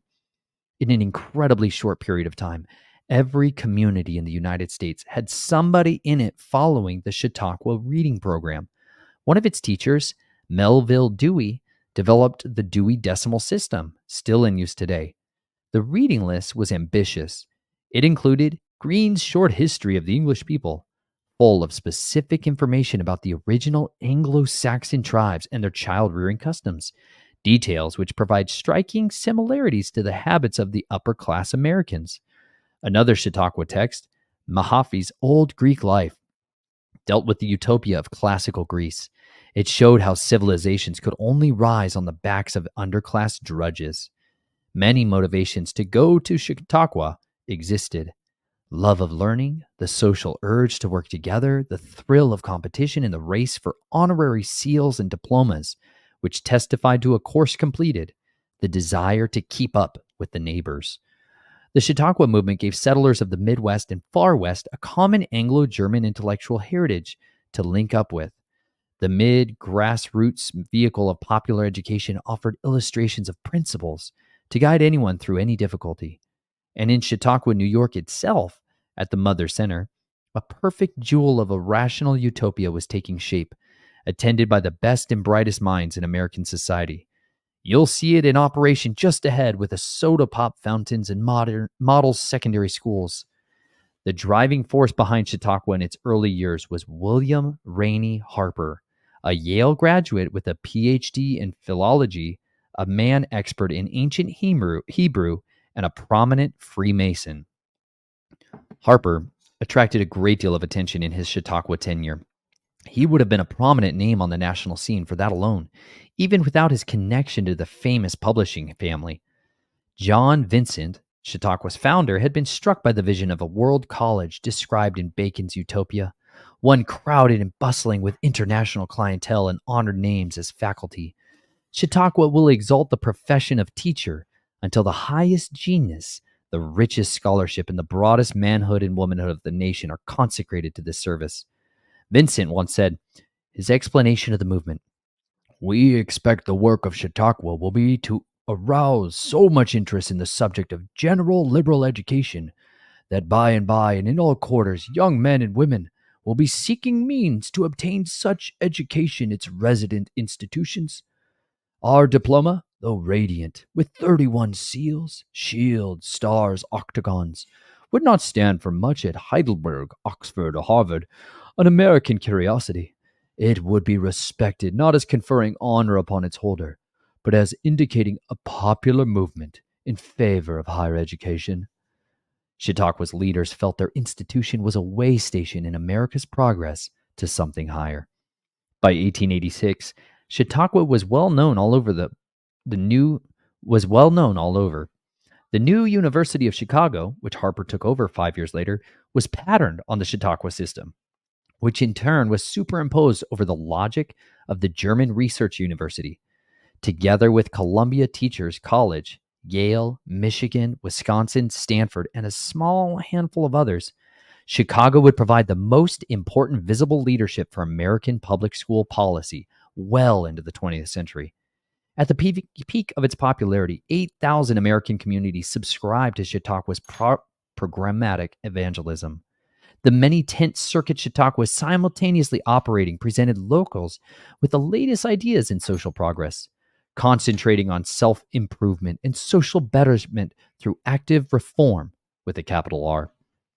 But in practice, entertainment often superseded educational values because the temptation to hype the box office draw was insidious. Over time, progress came to be illustrated dramatically for maximum emotional impact. Audience reactions were then studied centrally, and adjustments were made in upcoming shows using what had been learned. What began as education ended up as show business. Its legacy is all over modern schooling in its spurious concept of motivation. Tent Chautauqua did a great deal to homogenize the United States as a nation. It brought to the attention of America an impressive number of new ideas and concepts, always from a management perspective. What seemed even handed was seldom that. The classic problem of ethical teaching is how to avoid influencing an audience to think a certain way by the use of psychological trickery. In this, Chautauqua failed. But even a partial list of developments credited to Chautauqua is impressive evidence of the influence of this early mass communication device, a harbinger of the days ahead. We have Chautauqua to thank in some important part for the graduated income tax, for slum clearance as a business opportunity, juvenile courts, the school lunch program, free textbooks, a quote, balanced diet, end quote, physical fitness, the campfire girls, the Boy Scouts movement, pure food laws, and much, much more. One of the most popular Chautauqua speeches was titled Responsibilities of the American Citizen. The greatest responsibility was to listen to national leaders and to get out of the way of progress. Ideas presented during Chautauqua Week were argued and discussed after the tents were gone. The most effective kind of indoctrination, according to letters which passed among Chautauqua's directors, is always self-inflicted. In the history of American Orthodoxy, Chautauqua might seem a quaint sort of villain, but that's because technology soon offered a way through the radio to Chautauqua on a grander scale, to Chautauqua simultaneously from coast to coast. Radio inherited tent Chautauqua, presenting us with model heroes and families to emulate, teaching us all how to laugh and cry at the same way. The great dream of utopians, that we all behave alike like bees in a hive or ants in a hill, was brought close by Chautauqua, closer by radio, even closer by television, and to the threshold of universal reality by the World Wide Web. This chapter in 19th century history, which made Chautauqua the harbinger of the United States, is not well enough appreciated. Ideas like evolution, German military tactics, Froebel's kindergartens, Hegelian philosophy, cradle to the grave schooling, and systems of complete medical policing were all grist for Chautauqua's mill. Nothing was too esoteric to be popularized for a mass audience by the circuit of tent Chautauqua. But above all, Chautauqua loved science. Science was the commodity it retailed most energetically. A new religion for a new day. The Chautauqua operation had been attractively planned and packaged by a former president of Masonic College, Georgia, William Rainey Harper, a man whose acquaintance you had made on the previous page. Dr. Harper left Chautauqua eventually to become Rockefeller's personal choice to head up a new German style research university Rockefeller brought into being in 1890, the University of Chicago. He would eventually become an important early patron of John Dewey and other leading lights of pedagogy. But his first publicly acclaimed triumph was Chautauqua. Little is known as his work as a Masonic college.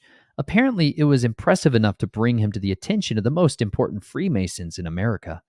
The real Chautauqua was not the peripatetic tent version, but a beautiful Disney-like world, a village on a lake in upstate New York.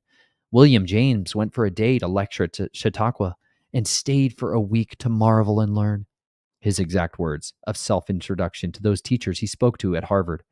What he saw at Chautauqua was the ultimate realization of the reasonable thought solidified into one perfect working community. Utopia, for real. Here it is as James remembered it for students and teachers. A few summers ago, I spent a happy week at the famous assembly grounds on the borders of Chautauqua Lake. The moment one treads that sacred enclosure, one feels oneself in an atmosphere of success, sobriety and industry, intelligence and goodness, orderliness and reality, prosperity and cheerfulness pervade the air. It's a serious and studious picnic on a gigantic scale. Here, you have a town of many thousands of inhabitants, beautifully laid out in the forest and drained, and equipped with means for satisfying all the necessary lower and most superfluous higher wants of man. You have a first-class college in full blast. You have magnificent music, a chorus of 700 voices, with possibly the most perfect open-air auditorium in the world. You have every sort of athletic exercise, from sailing, rowing, swimming, and bicycling, to the ball field and the more artificial doings of the gymnasium affords. You have kindergarten and model secondary schools. You have general religious services and special clubhouses for the several sects. You have perpetually running soda water fountains and daily popular lectures by distinguished men. You have the best company, and yet no effort. You have no diseases, no poverty, no drunkenness, no crime, no police. You have culture. You have kindness. You have equality. You have the best fruits of what mankind has fought and bled for and striven for under the name of civilization for centuries. You have, in short, a foretaste of what human society might be were it all in the light, with no suffering in dark corners. Flickering around the edges of James's description is a dawning consciousness that something is amiss, like those suspicions of some innocent character on an old Twilight Zone show. It's so peaceful, so pretty and clean. It looks like harmony, but I just have this terrible feeling that something is wrong. When James left Chautauqua, he realized he had seen spread before him the realization on a sample scale of all the ideals for which a scientific civilization strives: intelligence, humanity, and order. Then why his violent hostile reaction? Why, what a relief, he said, to be out of there. There was no sweat, he continued disdainfully, in this unspeakable Chautauqua. No sight of everlasting battle of the powers of light with those of darkness. No heroism, no struggle, no strength, no strenuousness. James cried aloud for the sight of the human struggle, and in a fit of pessimism he said to the school teachers, "An irremediable flatness is coming over the world. Bourgeoisie and mediocrity, church sociables and teachers' conventions are taking the place of the old heights and depths. The whole world, delightful and sinful as it may appear for a moment to one, just escaped from the Chautauquan enclosure, is nevertheless obeying more and more those ideals, sure to make of it an end a mere Chautauqua assembly on an enormous scale." A mere Chautauqua assembly? Is that all this monument to intelligence and order adds up to? Realizing the full horror of this country's first theme park, James would seem to have experienced an epiphany. The scales seemed to fall from my eyes in a wave of sympathy greater than anything I'd ever felt before. With the common life of common men began to fill my soul. It began to seem as if virtue with horny hands and dirty skin were the only virtue genuine and vital enough to take account of it. Every other virtue poses. None is absolutely unconscious and simple, unexpectant of decoration or recognition like this. These are our soldiers, thought I. These are our sustainers. These are the very parents of our lives. Near the ends of his life, James finally understood what the trap was: an overvaluation placed on order, rational intelligence, humanism, material stuff of all sorts. The search for a material paradise is a flight away from humanity into the sterile non life mechanisms where everything is perfect until it becomes junk. At the end of 1997, Chautauqua was back in the news. A young man was living there, had deliberately infected at least 9 girls in the town and the small town adjoining, and perhaps as many as 28 with AIDS. He picked out most of his victims from the local high school, looking for, as he put it, young ladies in risk-taking mode. A monster like this, AIDS predator, could turn up anywhere naturally, but I was struck by the irony that he had found a very protected lakeside hamlet with its quaint 19th century buildings and antique shops, this idyllic spot where so many of the true beliefs of rationality made their American debut as the place to encounter women unprepared to know the ways of the human heart. In a risk-taking mode, as he put it, is instructively sociological jargon. Have over 100 years of the best rational thinking and innovations of the Western world can muster made no other impact on the Chautauqua area than to set up its children to be preyed upon? A columnist for the New York paper writing about the tragedy argued that distribution might have helped, apparently unaware the legitimization of birth control devices in the United States was just one of the many achievements claimed by Chautauqua. Other remarks the reporter made were more to the point and why we need to be skeptical whether any kind of schooling, and Chautauqua's was the best human ingenuity could offer. It's sufficient to make good people or good places. The area has the troubles and social problems of everywhere. Its kids are lonely in a crowd, misunderstood and beyond understanding, seeking love, and as the song says, in all the wrong places. Once intact families, tightly knit neighborhoods, and stay at home mothers enforce community norms. Now, the world is the mall. Mothers work, and communities exist in daytime television and online chat rooms. That is a diabolically brilliant breakdown of how you engineer a society into the image of the beast. The appeal towards utopianism, and you'll see this constantly referenced as you start to examine what do the people believe that really have the positions of power to influence the lives of people in our society today. They really are seeking this form, what he referenced in there. It's written by Sir Francis Bacon, this book called New Atlantis.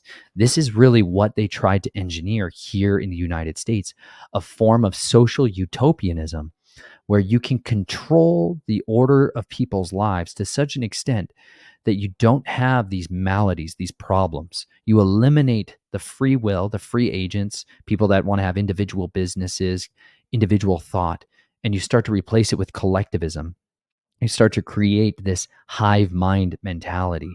And you see the transitional shift that was so effective was taking this concept of gradualism, as he described it in there, to where when parents or people rebelled against institutions changing and mandating that you force your children into our schooling system, well, they would kind of camouflage themselves and subvert people's concerns and be like, you know what, we're not going to make you give us your children all the time, just 12 weeks out of the year.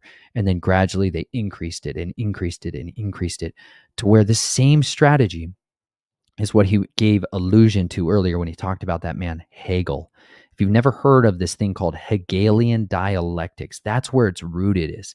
And this is the concept that in order to enact change without revolution, without upsetting the social order too much too quickly, or without people fighting back against the person who's in position of power, right? Like Machiavellianism, You incrementally change it by instituting a crisis, by fomenting a crisis. So you create the problem, then you manage people's reaction, and then you offer the solution. The solution being, we want to change something that you wanted at the beginning, right? So, like, for instance, one of the ways that that's controlled is in the form of gun control, right? Or in firearms control.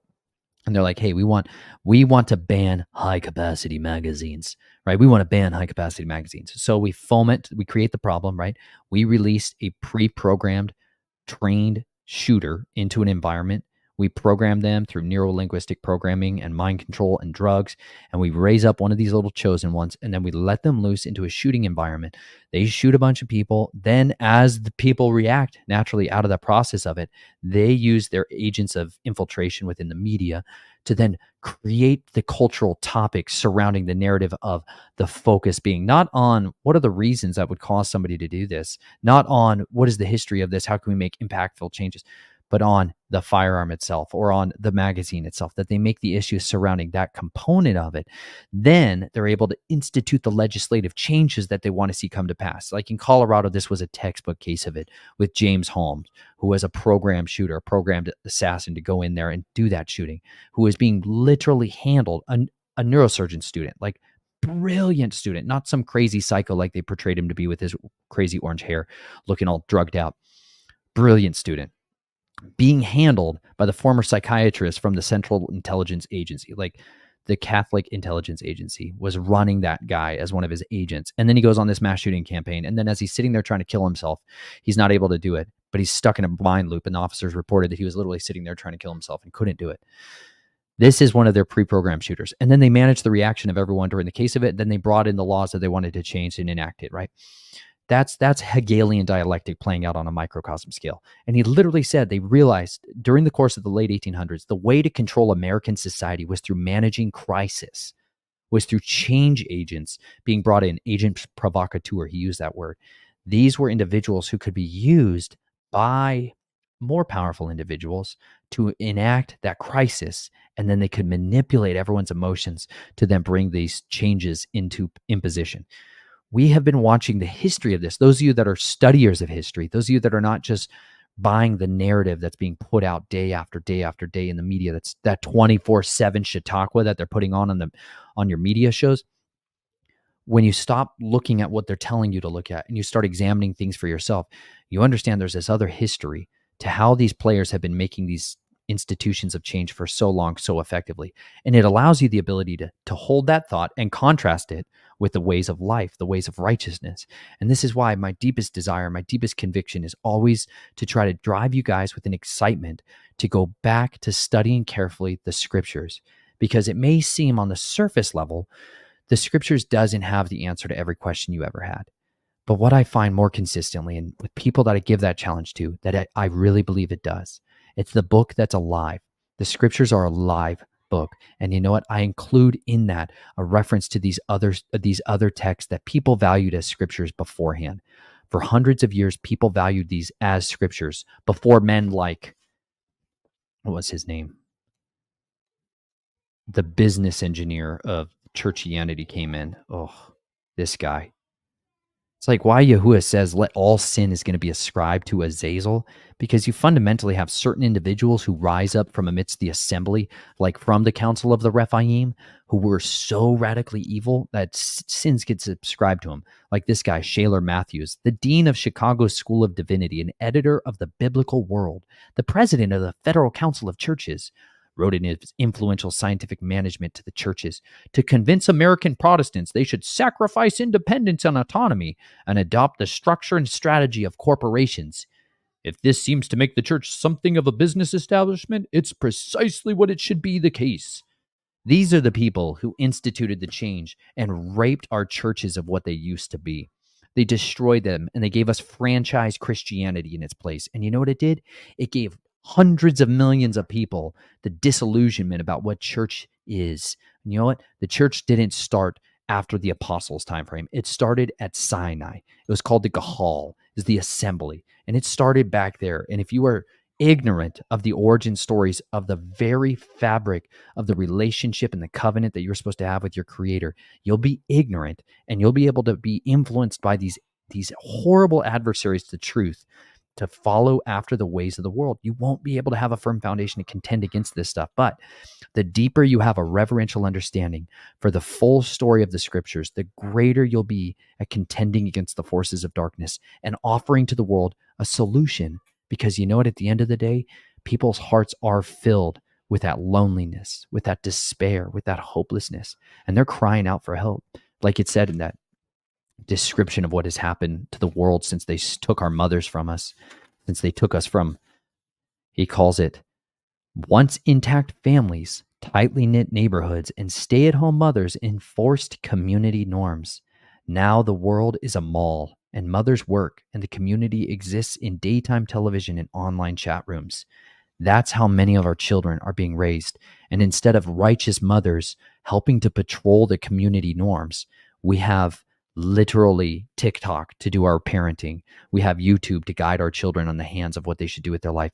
And instead of looking towards the biblical confines of righteousness, they're looking to the world to give them the pattern with which they should use to apply towards their life and towards their future.